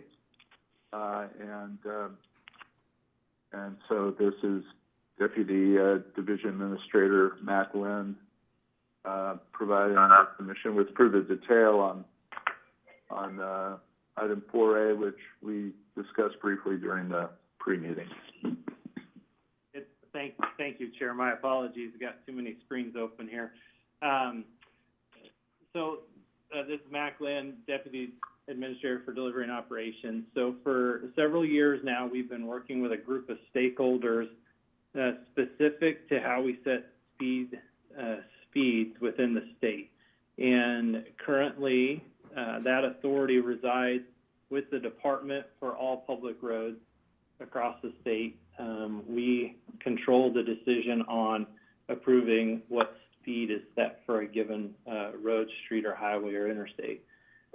There's been a lot of discussion over the past few years around changing industry standard as well as national research on the approach for setting speeds. And not to bore you with the details, but it's been a while since that was updated. It's been pretty standard, 85 percentile speed methodology to set those speeds on all roads.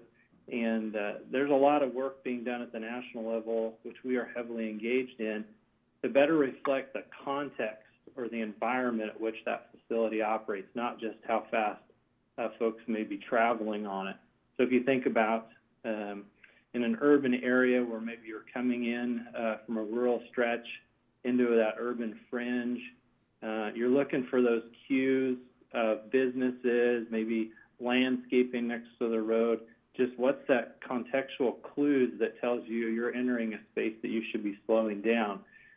So we've had assembled a speed zone roundtable group, a group of experts not only from the department but also from many cities and counties across the state. I believe law enforcement's also been included in that to help inform where we should go with this conversation.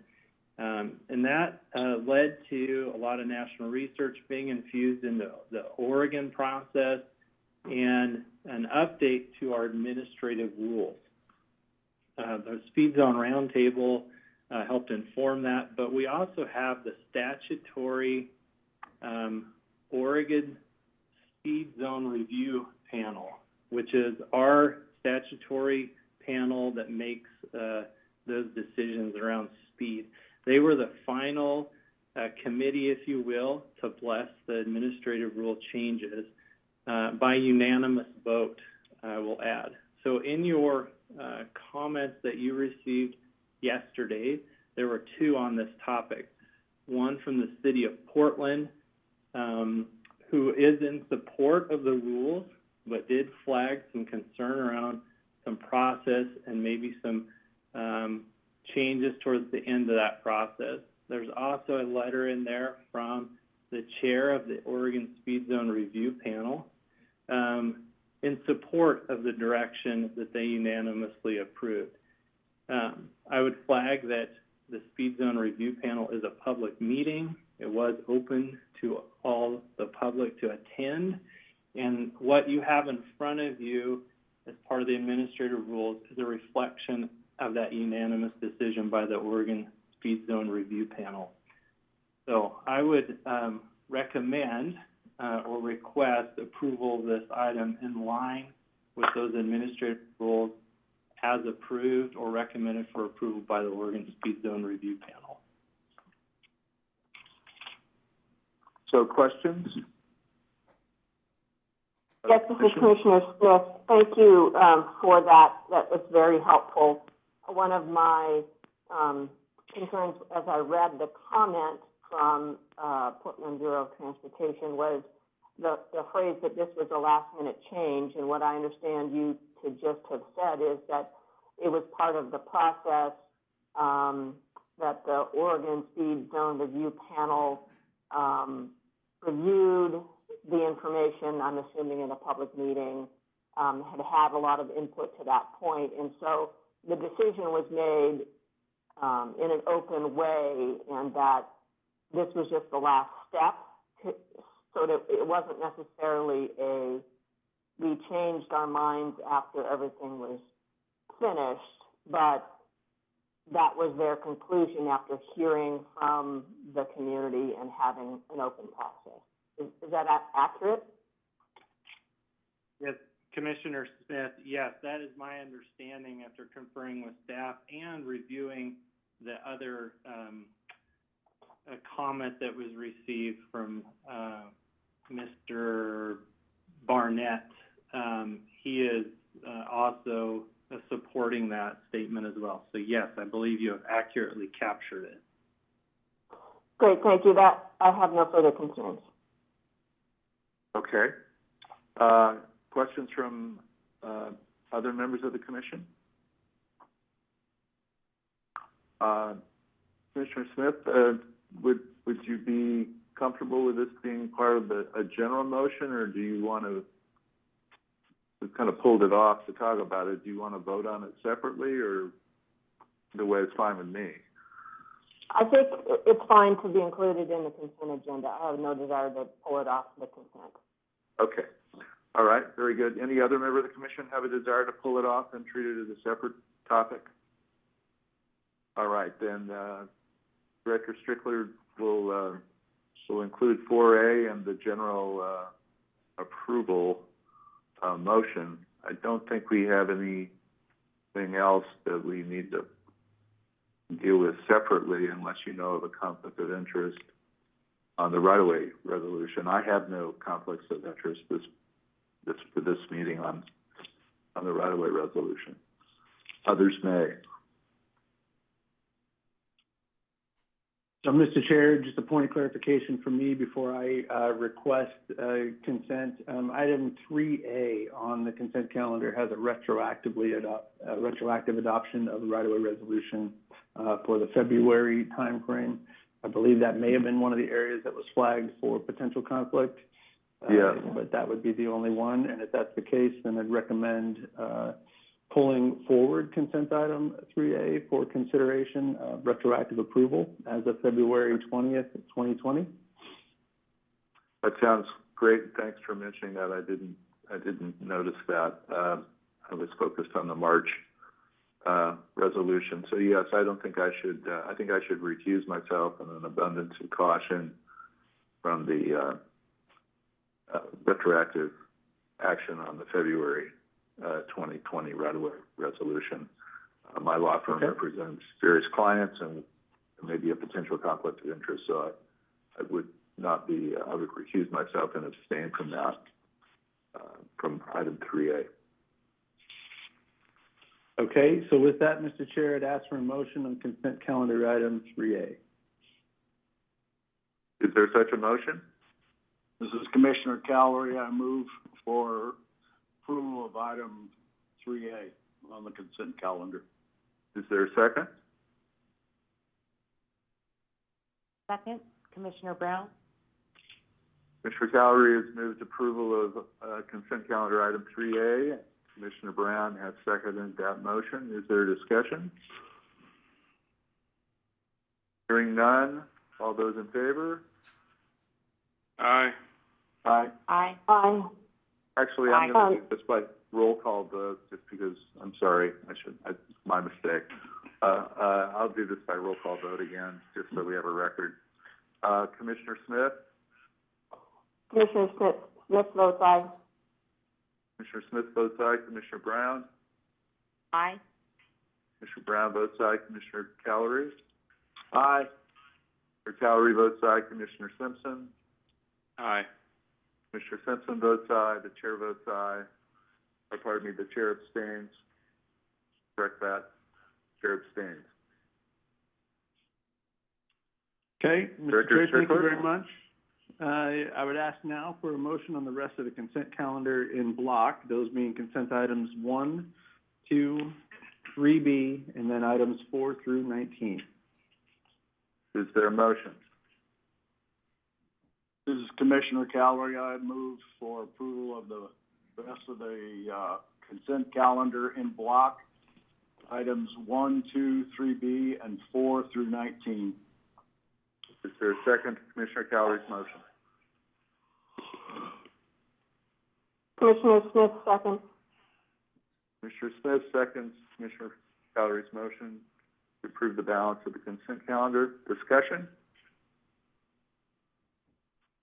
If none, all those in favor, Commissioner Smith? Aye. Commissioner Brown? Aye. Commissioner Simpson? Aye.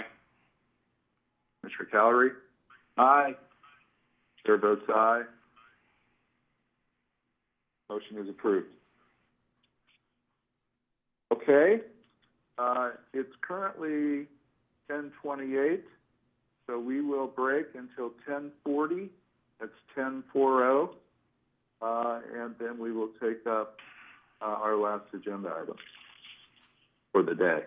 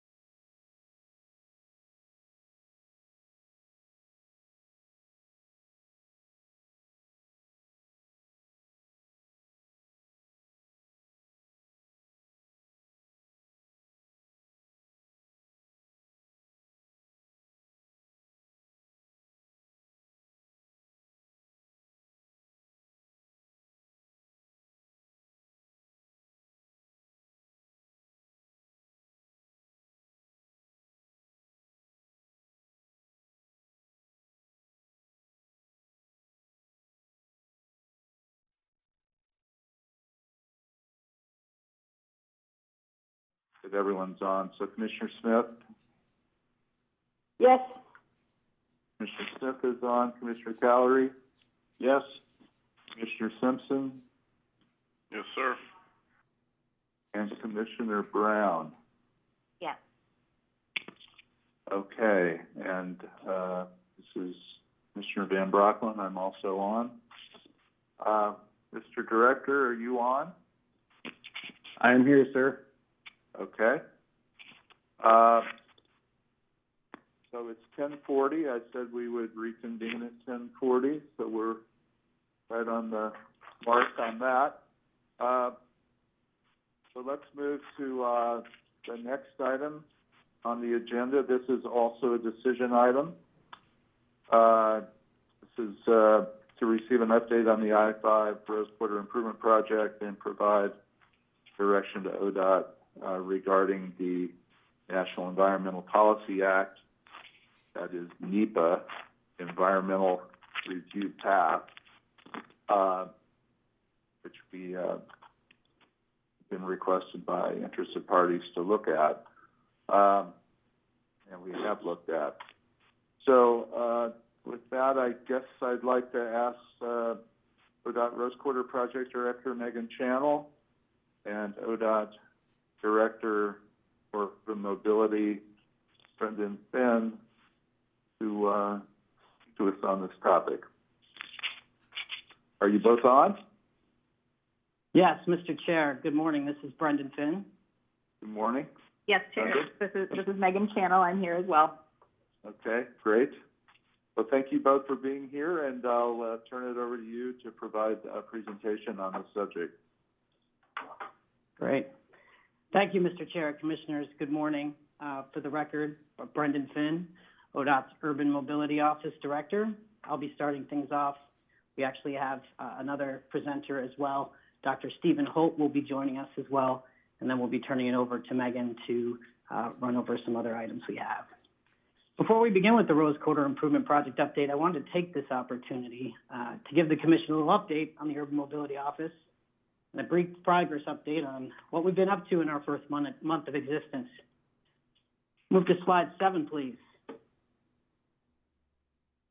At the Commission's direction, under the leadership of Director Strickler, the Urban Mobility Office was recently established to lead certain elements of the agency, the first being mega project delivery. In that regard, we're overseeing 2 projects from House Bill 2017. One of them is the Rose Quarter Improvement Project, which we'll talk more about today. The other being the I-205 Abernathy Bridge Project. We're also engaged in the beginning efforts on the replacement of the Interstate 5 bridge. The Urban Mobility Office will also oversee the implementation of congestion pricing through the tolling program. This will be managed by Lucinda Broussard. Lucinda has over 20 years of tolling experience and most recently led the tolling programs in Georgia and Washington. Georgia's been hard at work the past month standing up our program here in Oregon. I'd like to thank you for your leadership, Mr. Chair, and the Commission's approval of that previous agenda item. It'll allow Lucinda and her team to begin that preliminary NEPA work on the congestion pricing program for Interstate 5. We look forward to this work. We know it's strongly supported by our local partners, as well as Governor Brown. The office will also be leading innovative operational solutions. This will probably be the most evolving aspect of our office. An example of it is an effort being led by Deputy Director Della Mosier that would incorporate public transit into the Rose Quarter Improvement Project. This will be by allowing buses to utilize the to-be-constructed expanded shoulders. This is consistent with the Commission's system-wide approach. Transit and congestion pricing are proven measures for replacing single-occupancy vehicles and relieving congestion. With more buses becoming low and zero-emission vehicles, providing access to shoulders during peak hours is an effective strategy to reduce greenhouse gas emissions. I'd like to thank Deputy Director Della Mosier's leadership for this and kickstarting this work. Mr. Chair, Commissioners, much more to come on the Urban Mobility Office. Della, Lucinda, and I look forward to ramping up this work at your direction and providing regular updates on our progress. Slide 8, please. Now on for today's agenda item. Quick overview. We'll provide progress on the direction you gave at your January 23rd meeting. This will also include actions based on our partner recommendations. At the conclusion, we will be seeking the Commission's direction on the project's environmental review process. Slide 9, please. Quick refresher on the project. For those tuning in, I'll highlight the main elements. They include the auxiliary lane safety improvements to Interstate 5, the highway covers, which Megan will talk a little bit about shortly, the Clackamas pedestrian and bridge crossing, one of my personal favorites, and the multimodal street improvements that will be taking place. I'd like to take time to give a quick shout to the Portland Bureau of Transportation for all of their planning efforts they've gone through to integrate the multimodal improvements to complement Portland's active transportation system. I happened to be there firsthand to watch their work during my time with the city.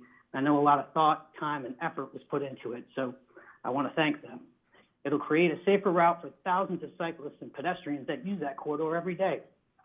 I did for 10 years as a bike commuter going to and from City Hall. So thank you, PBOT, for that continued partnership, and we look forward to many future collaborations. The Rose Quarter Project's multimodal aspects are a reflection of where the Commission, the Legislature, and the Governor have guided the agency to encourage all modes of transportation and meet the mobility needs of all Oregonians. Slide 10, please. While the Rose Quarter Project will continue to maximize those multimodal connections, the project will also seek to connect the community that was displaced from their homes and their cultural center by the construction of I-5. The Albina neighborhood, which was the heart of Oregon's African-American community. At your direction, the project will be intentional on how these values committed will result in restorative justice outcomes. This will be demonstrated by our partnership with Albina Vision Trust, Metro, and the City of Portland on the larger urban planning effort to honor Albina's past by transforming what exists today into a socially and economically inclusive community. Slide 11, please. And in response to the action items you had at your January 23rd meeting, the Urban Mobility Office has been in regular contact with our regional partners. We have reinforced our commitment to collaborate through the governance structure and make sure we're working on an outcome-based process.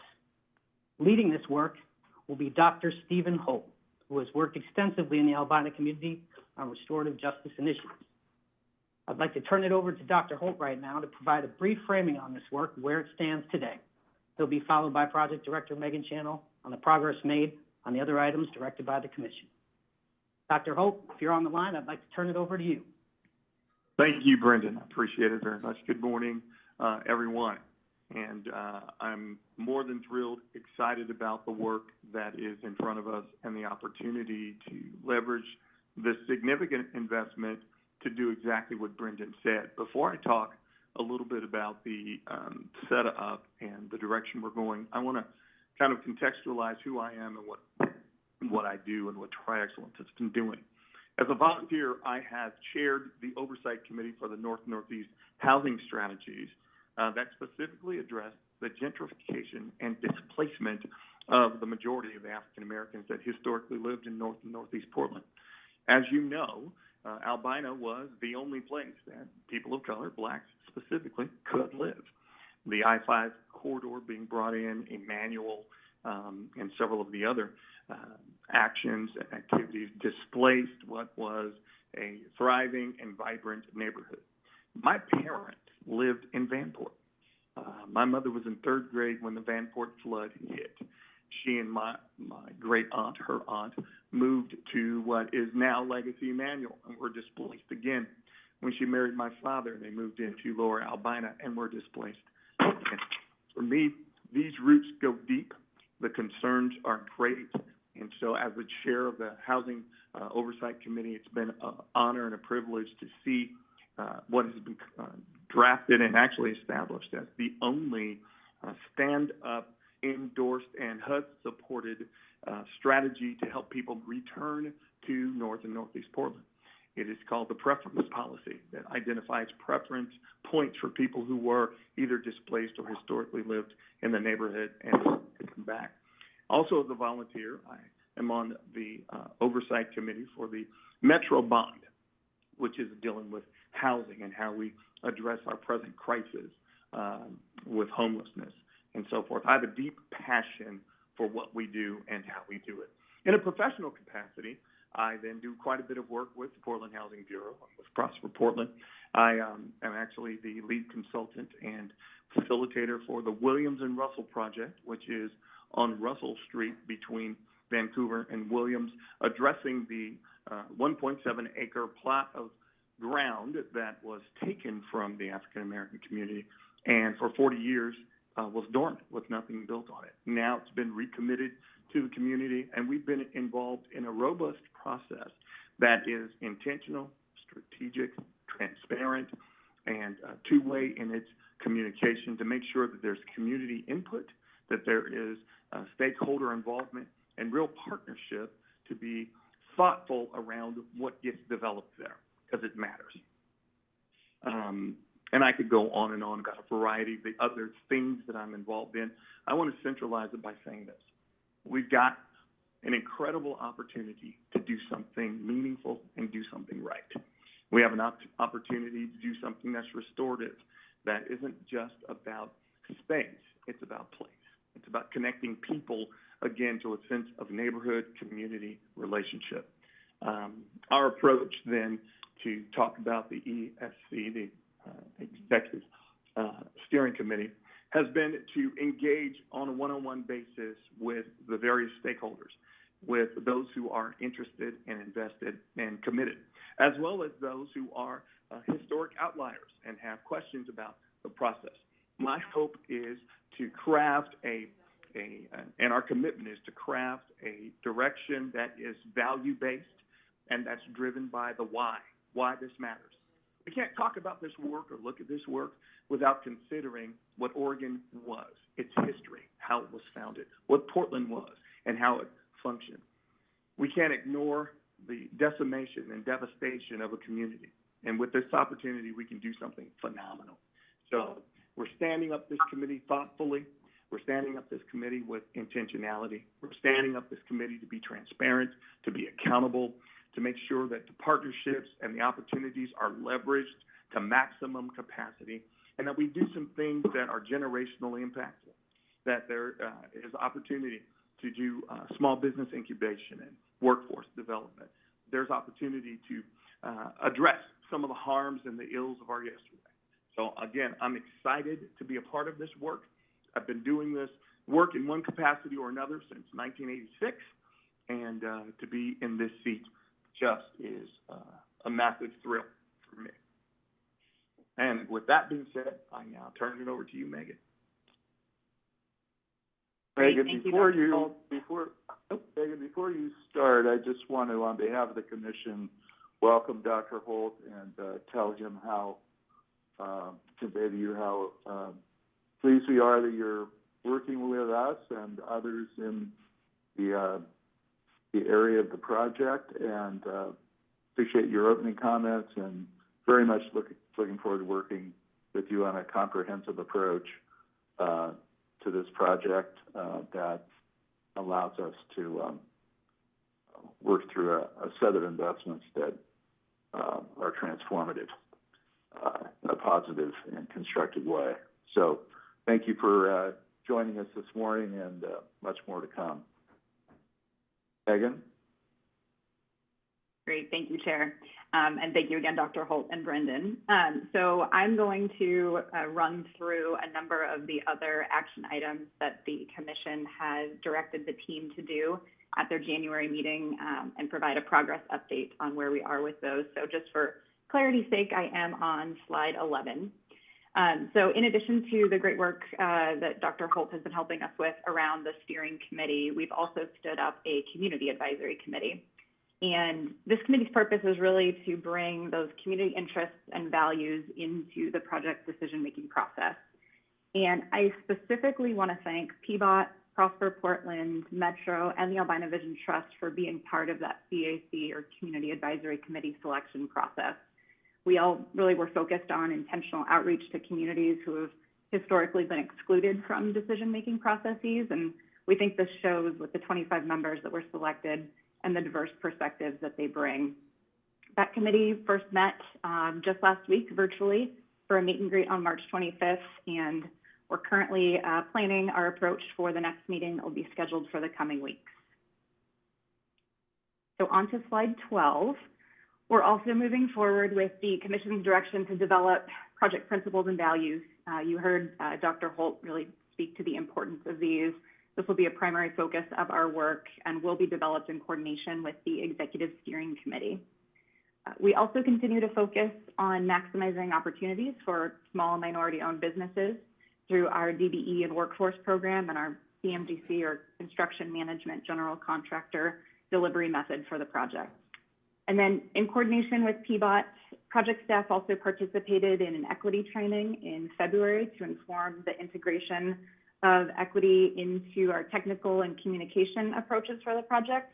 We have a lot more work to do on this, and moving forward, we look forward to working with our partners, as well as ODOT's new Assistant Director of Social Equity to further develop this work. And commissioners, we've also put into motion the technical analyses that you requested at your January meeting. First and foremost, the independent highway cover evaluation. This is kicking off this month, and this is the opportunity where we're bringing in architecture, engineering, and market real estate experts from not only here in Portland, but from the San Francisco Bay Area and New York to develop alternative options for the highway covers and explore the feasibility of accommodating community vision for those highway covers, which could include multi-story buildings. So we'll be working closely, we have started working closely with PBOT, Metro, Albina Vision Trust, as well as Portland Public Schools to select that consultant team that will be doing the work. And we'll continue to collaborate with a draft report expected this summer and a final report and recommendations for the Commission to consider by October of this year. We're also convening a panel for the environmental peer review. This will be a panel of air quality, greenhouse gas, and noise experts from around the nation to review the project's air quality and noise technical studies as you requested. That panel will include a mix of state and local agency, consultants, and research academia-focused representatives. This will be convened in a public meeting and will be led by a neutral facilitator. So this groundwork is underway to set up that process, and we expect it to kick off later this month with expected completion next month in May. On to slide 13. This is really to just close the loop on the Commission's direction to submit the project's cost to complete report as presented in January. Just want to, again, close that and say that it was submitted to the legislature and then subsequently presented to the Joint Committee on Transportation in February. So thank you for your support and direction to complete that process. And then, as you heard Brendan state, in regards to congestion pricing, the ODOT tolling program is underway for I-205 and the I-5 corridors, and in an effort to move forward with your direction for ODOT to undertake further steps to establish congestion pricing. So that's a high-level summary of where we are on the direction that was given, again, from your January meeting. On to slide 14. I wanted to just hit on a couple of the actions and recommendations from our partners over the past few months that has really helped guide our work moving forward. So in addition to the direction that was provided by the Commission, we've heard key themes from our regional and local partner agencies related to project governance structure, greenhouse gas emissions, advancing racial equity, and a commitment to restorative justice, and the need for strong accountability from ODOT to partner agencies. And I want to really thank the Commission in the direction that you've provided for us. This has really helped set us towards addressing these recommendations. We know that there is more work to do, but for now, I'll highlight some of the initial steps that we've taken to work towards addressing these asks. So again, slide 14 starts to summarize some of these initial actions. So in regards to project governance, per your direction, Commission, we've established a project governance structure to facilitate transparent decision-making, really with intentional engagement of community-facing organizations whose work is centered in the Albina area. And these groups that we're forming, the Steering Committee, the Community Advisory Committee, and the already existing Community Opportunity Advisory Committee, the structure is intended to facilitate a community process to inform that decision-making. Bringing in the independent highway cover evaluation team also expands our urban design expertise to work with the community in developing the scope of options for the highway covers. Partners have also asked for the project to have a continued focus on measures that reduce greenhouse gas emissions, including maximizing local street and active transportation improvements and implementing congestion pricing on the I-5 corridor. So we continue to be committed to working with the community and our partners and leveraging the expertise from PBOT as the local experts on multimodal improvements in this area, including transit enhancements. You heard Brendan speak earlier about bus on shoulder being considered now as part of the project on the I-5 main line. And from a technical perspective, the upcoming environmental peer review will also identify additional measures for us to consider as we move forward in project development. And then, of course, the tolling program continues its focus on actions needed for future implementation. So on to slide 15, we also heard that acknowledging and committing to restorative justice and advancing racial equity is of primary importance. I think Dr. Holt spoke very well to that, but as we design and build the project to address the statewide transportation needs, the project team remains committed to a process that elevates the voices of and provides benefit to the historically impacted Albina community, and really finding opportunities for agency partnerships to spur pathways towards wealth generation. So community-based organizations will be represented on the executive steering committee, and then along with our DBE and workforce program and development equity principles, this will continue to bring focus to this important piece. And then we also understand the need to ensure accountability and build trust. So standing up the project governance structure, completing intergovernmental agreements with our partner agencies, and really collectively developing and defining principles and values are actions to start to build this structure of accountability. And we believe that together we can contribute to rebuilding the communities through these strong partnerships and engagement. So again, these actions are all a start, and we look forward to continued collaboration with the partners as the project evolves. So with that, I will pause to see if there are any questions on that portion of the presentation before we move to the action being requested today. Questions from members of the commission? To either Brendan or Megan? Okay, please continue. All right. I guess maybe before I get to the action, I'll also note, Chair Van Brocklin, you mentioned at the beginning of the meeting that we did receive a number of public comments, particularly on this Rose Quarter agenda item. I believe there were over 460 comments in total, and just wanted to make a note to the commission that these comments are included and summarized in your supplemental packet, and I believe also either have been or will be made available online for those that are tuning in. So on to slide 16, Chair and Commissioners, another action that you identified at your January 2020 meeting was to provide direction to Odot on the environmental review process. And so we are here today to request this direction, and of course are happy to answer any other questions you might have during your discussion.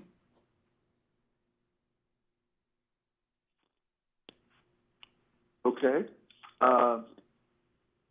Any further comments that Megan, either you or Brendan would care to make at this point? I want to make sure I'm not stepping over, I'm not stepping on your presentation here. Chair, that concludes my prepared remarks. Okay, good. All right, so I guess I will open this up for questions to Brendan and Megan. Or Dr. Holt, and or Dr. Holt.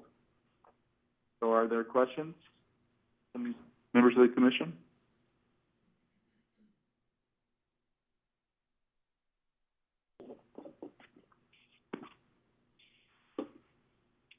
I have a few, but I want to defer to my colleagues if there are questions from any of you. Most of these, I think, that I have are to Megan, but Brendan, feel free to chime in. I just want to get a little bit more context for this We are focused here on the question of the environmental review for this project under the National Environmental Policy Act. Just the first thing I'd like to know is just get a little history on the NEPA process for the Rose Quarter. It's my understanding that this was that the department began the NEPA process several years ago or a couple of years ago, chose the environmental assessment path as opposed to an EIS path, and has been working for quite some time on the NEPA process. And then last summer, OTC chair at the time, Bainey, current vice chair Simpson, then Odot Director Garrett entered into discussions with local leaders, and that evolved into a question about whether the environmental assessment path was the path we intended to continue on. So could you just, Megan, give us just a couple of minutes of history and tell me if I had that totally wrong? I just want to make sure we understand how we got here. Sure, Chair, happy to give that history. So I'm actually going to take it just a little bit further back in time in how we got to the environmental review process, because I think it's important context. So the development of this project has been decades in the making, and most significantly, there was a key partnership developed back in 2010 and 2012 between the City of Portland and Odot in linking up and looking at transportation investments and improvements needed to address the statewide needs on I-5 with the local land use needs within the Albina community. And through that effort, we worked with the community, looked at 70 different design options for how to address the community and statewide needs through that effort. And through that process, with the North-Northeast Quadrant Plan and the I-5 Broadway-Widler Facility Plan that you've heard me speak of in prior presentations, came out with a recommended design concept. And so that recommended design concept was back in 2012, adopted into those plans and really unanimously adopted by Portland City Council and Oregon Transportation Commission at the time. And with that, the direction to continue further study of that design concept. So in 2017, early 2017, was when the environmental review process for the project was initiated. And you're right, Chair, that was done in coordination with our federal partners at the Federal Highway Administration to determine the level of documentation that they deemed appropriate for this project at that time.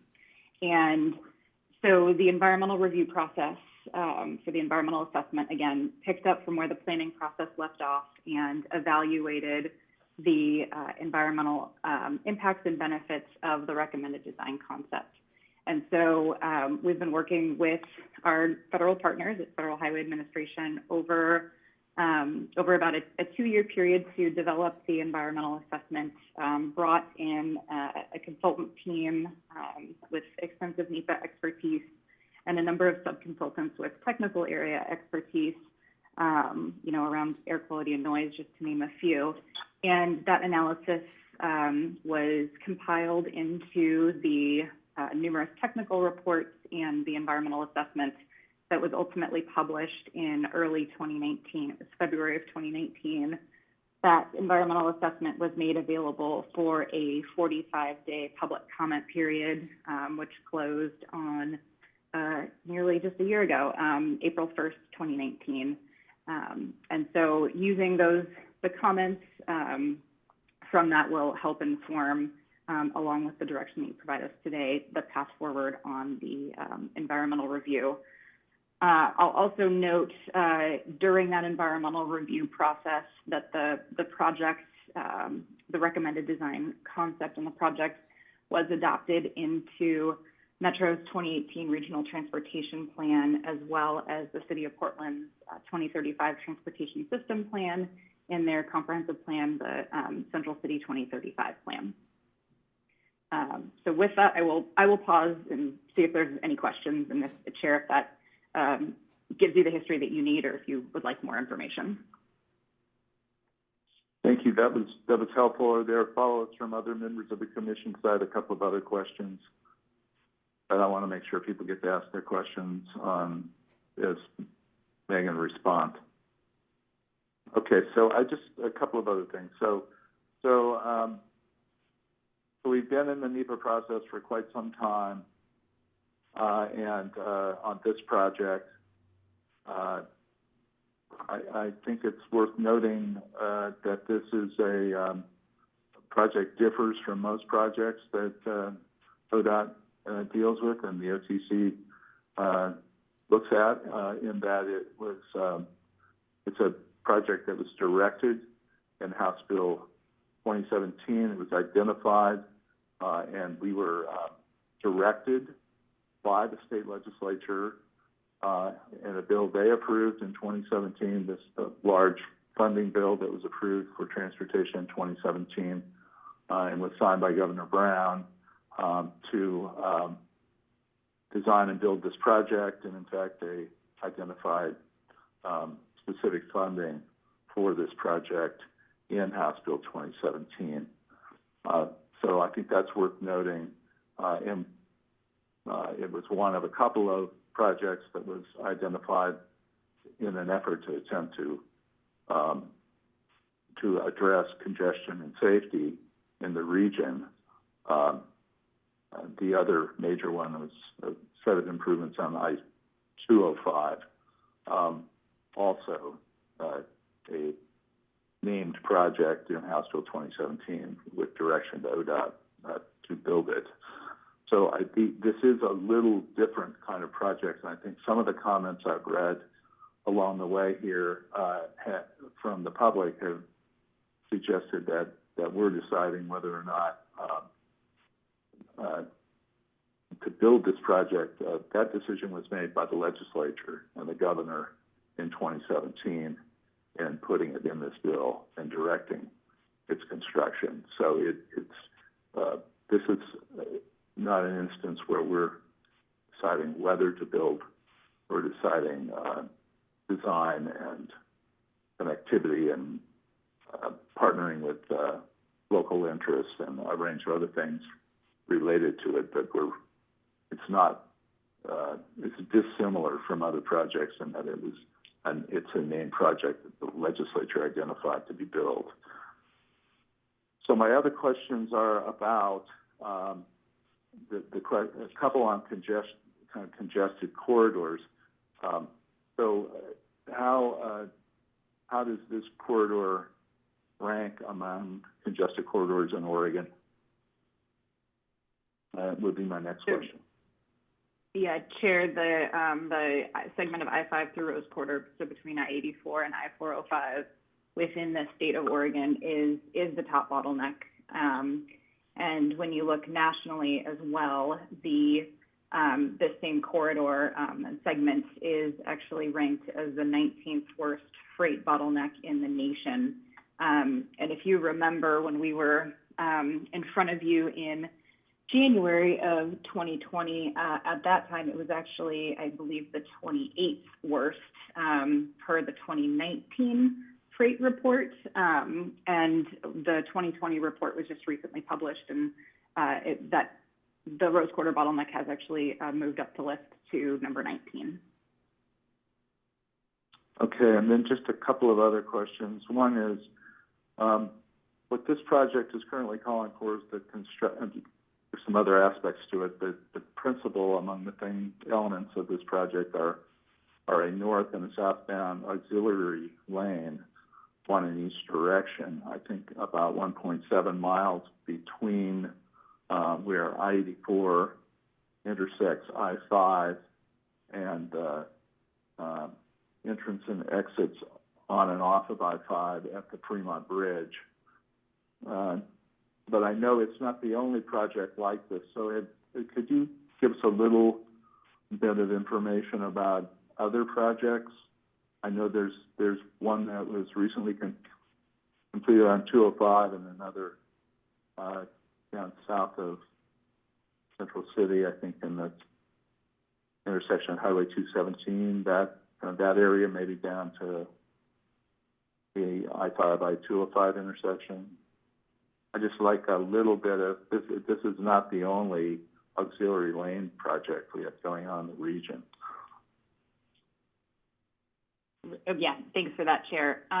Yeah, I guess what I will say is that you're correct. Auxiliary lanes have been implemented throughout our region and have been shown to really be effective measures of maximizing the efficiency of our system, and in many cases utilizing the existing right-of-way that we have to maximize that efficiency.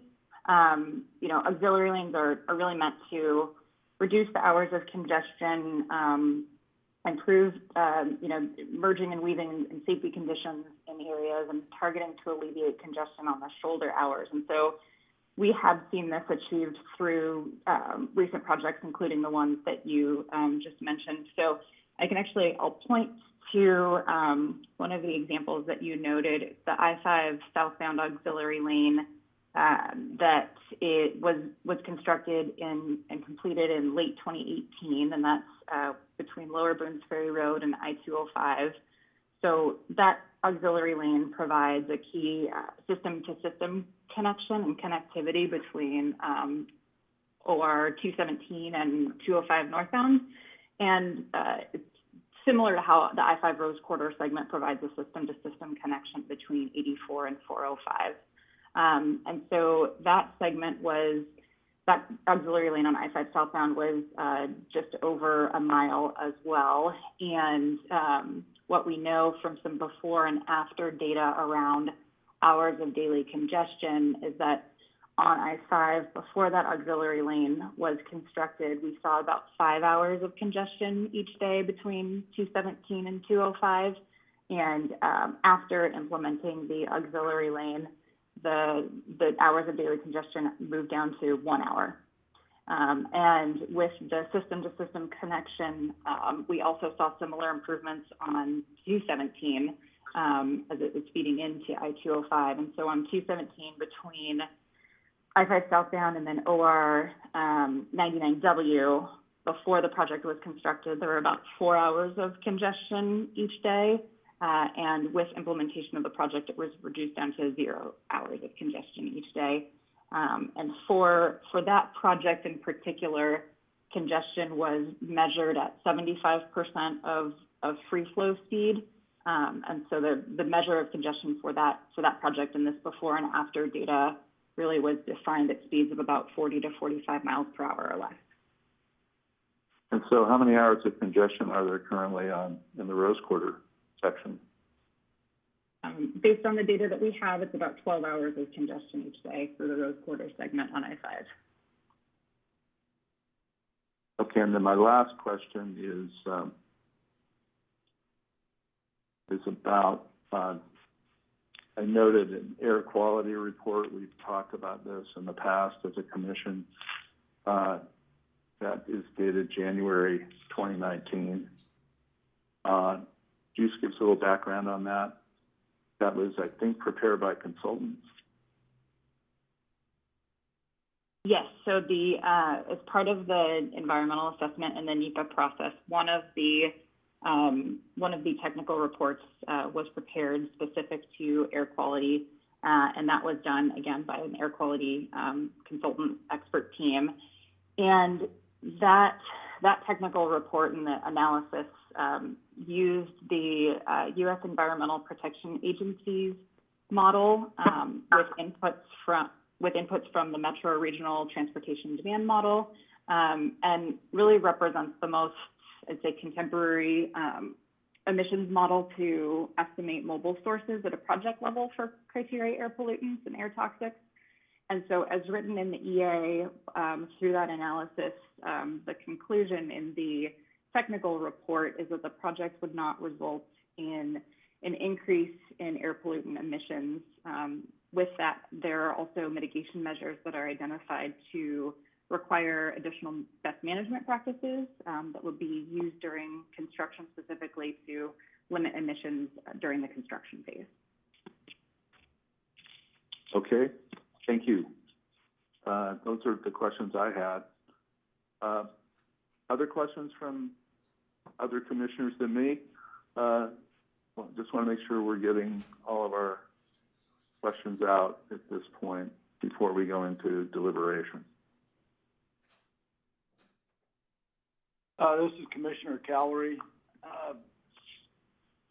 Have we looked at what the impact of the congestion in the I-5 Rose Quarter project corridor is on the rest of Oregon, on the businesses and everything else that utilize our highway system for supporting our economy?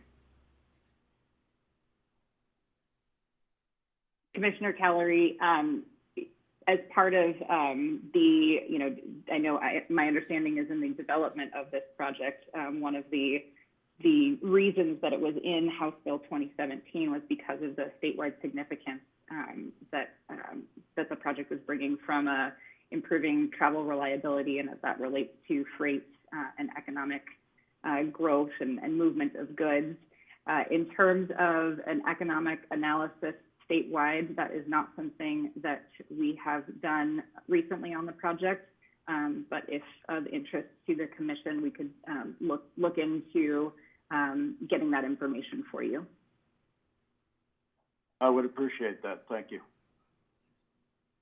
Commissioner Callery, it's Brendan. Yes, sir. Well, as I think you remember, Governor Brown went on a tour with a number of legislators around the state, sat down with businesses, concerned stakeholders from each portion of the state, a lot of them businesses that tried to travel through that corridor, and expressed a lot of those issues. While it wasn't scientific, I know that that was the original impetus around the governor's tour with the legislators and hearing firsthand from those businesses across the state. That's why there was kind of this ubiquitous agreement around gas tax revenues going to support this project. Yes, I was a participant in some of those meetings. Thank you. And this is Commissioner Brown. I'm going to say also in Region 3, when the governor came through with the legislators, this was one of the things that came to the top, along with transit. And I think that it showed from the tour and the information report we got back was that this is a bottleneck that impacts the entire state.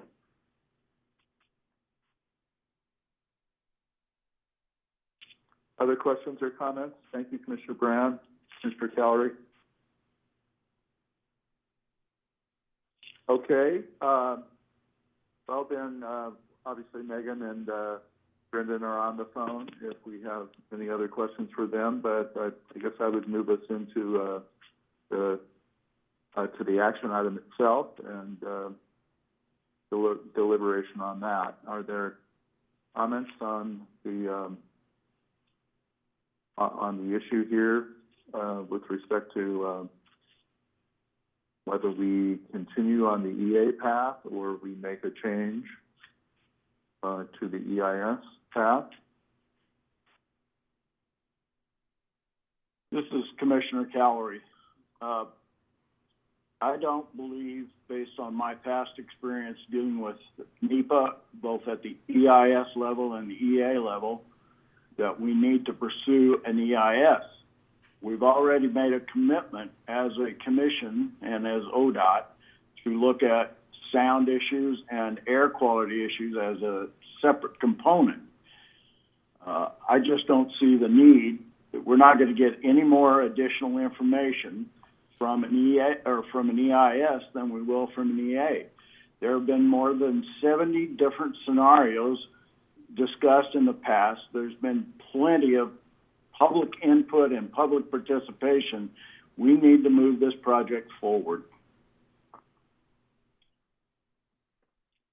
Other comments? This is Commissioner Smith. You know, I've read all the comments that we've received. We had 2 open sessions of public comment before we all got locked down, and I think a lot of the issues that have been raised are legitimate concerns that we are addressing through the directives that we issued in January. Concerns including working with our partner agencies and our community organizations, environmental justice, equity and restorative justice, also congestion pricing, transit, and multimodal considerations. I think all of those issues are important and relevant to the project, but I think that we're committed to those outcomes regardless of what NEPA path we take. I think they are not inextricably linked into going through an EIS. I think doing an EIS versus an EA is a legal question. So to me, looking at the process that Odot has conducted with the Federal Highway Administration, looking at the analysis, I've read the air quality report. I haven't heard any evidence that would suggest that it's flawed. There are some people who submitted comments that they disagreed with it, but I haven't seen any evidence that shows us that we shouldn't rely on that analysis. So to me, the question is a legal one. Are we on the right path? And I think the environmental assessment is the right path. At the same time, we're still committed to all of these legitimate concerns that have been raised by the public. So to me, they can go parallel. And, you know, we're in very uncertain times right now, especially with the COVID-19. We've got an impact on our gas revenues in the future.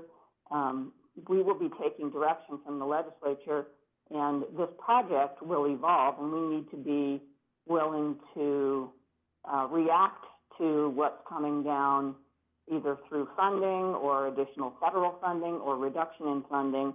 And so I think going forward with the environmental assessment path makes sense now, but we'll just need to keep reviewing where we are as we go forward.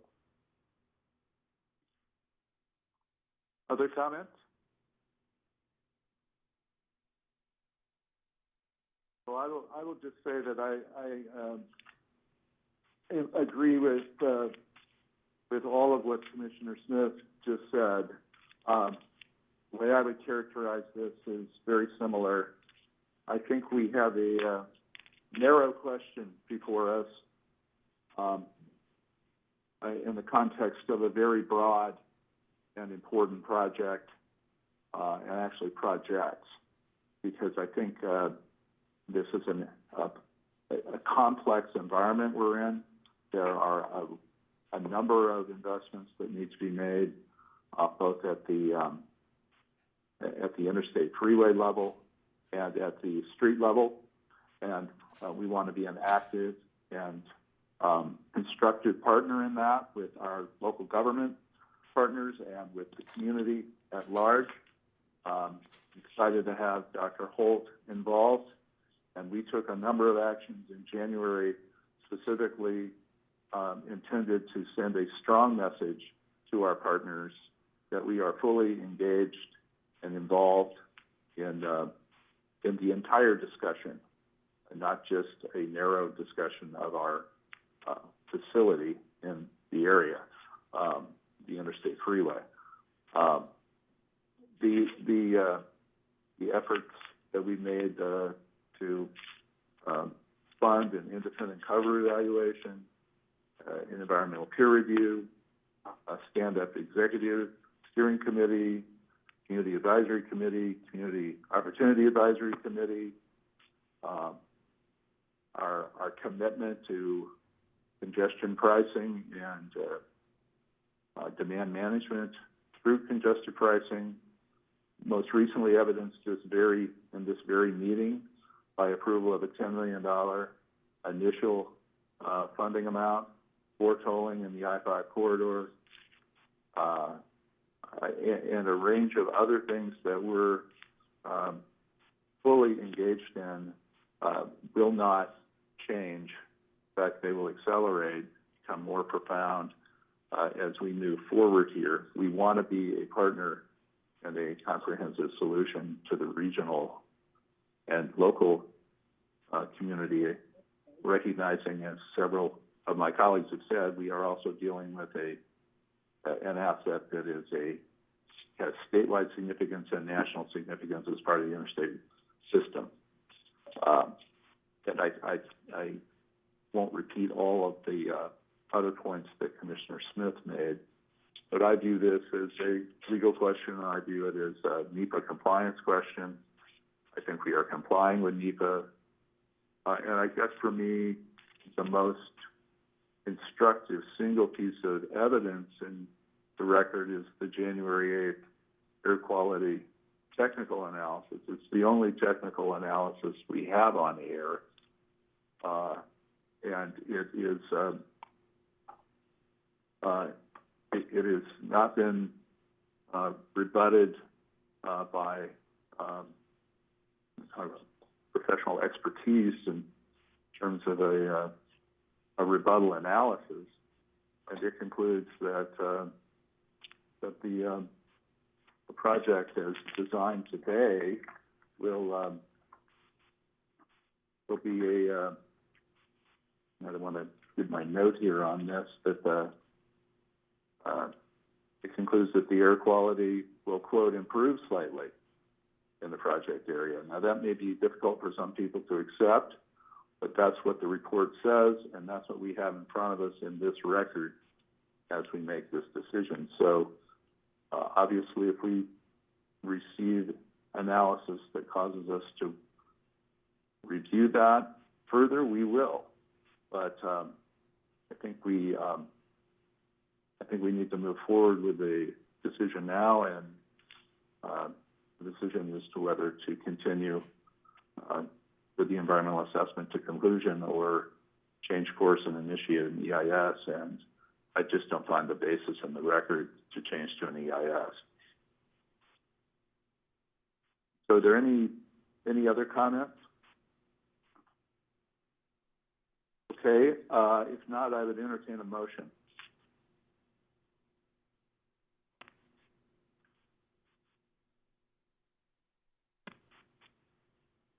Okay, this is Commissioner Calorie. I move that we direct Odot to complete an environmental assessment for the Rose Quarter project, or if other evidence comes to light, we could go to an EIS, but I don't believe that is necessary. That's probably not a good motion. Well, I think it's part motion and part commentary. Yes, it is. So is there a second to that motion, or a friendly amendment? Commissioner Smith here. I'm assuming I'm going to restate the motion that was intended correctly, and if I'm wrong, let me know, Commissioner Calorie. The motion that I'm willing to second is that we move forward with an environmental assessment. I concur. This is Martin.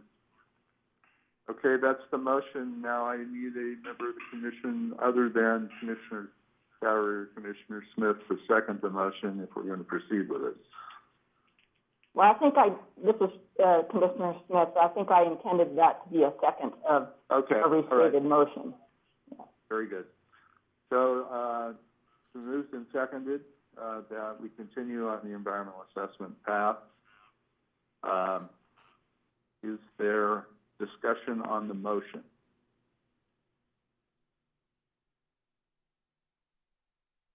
Okay, hearing none, I'm going to call the roll on this vote.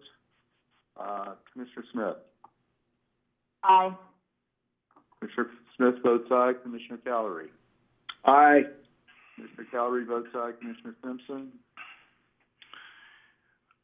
Just a quick comment. I'm not intentionally, or I am intentionally being silent because I believe I exhausted a lot of my sentiments about this process and project itself back in our December meeting. So I'm not going to beat a dead horse like we've been continuously doing over this matter. And so with that, I'm just ready to get to work. And my vote on that is aye. Commissioner Simpson votes aye. Commissioner Brown? Aye. Commissioner Brown votes aye. The chair votes aye. Motion passes. And is there any other business to come before the commission today? Hearing none, the meeting is adjourned. Thank you all for attending. Thank you. Thank you.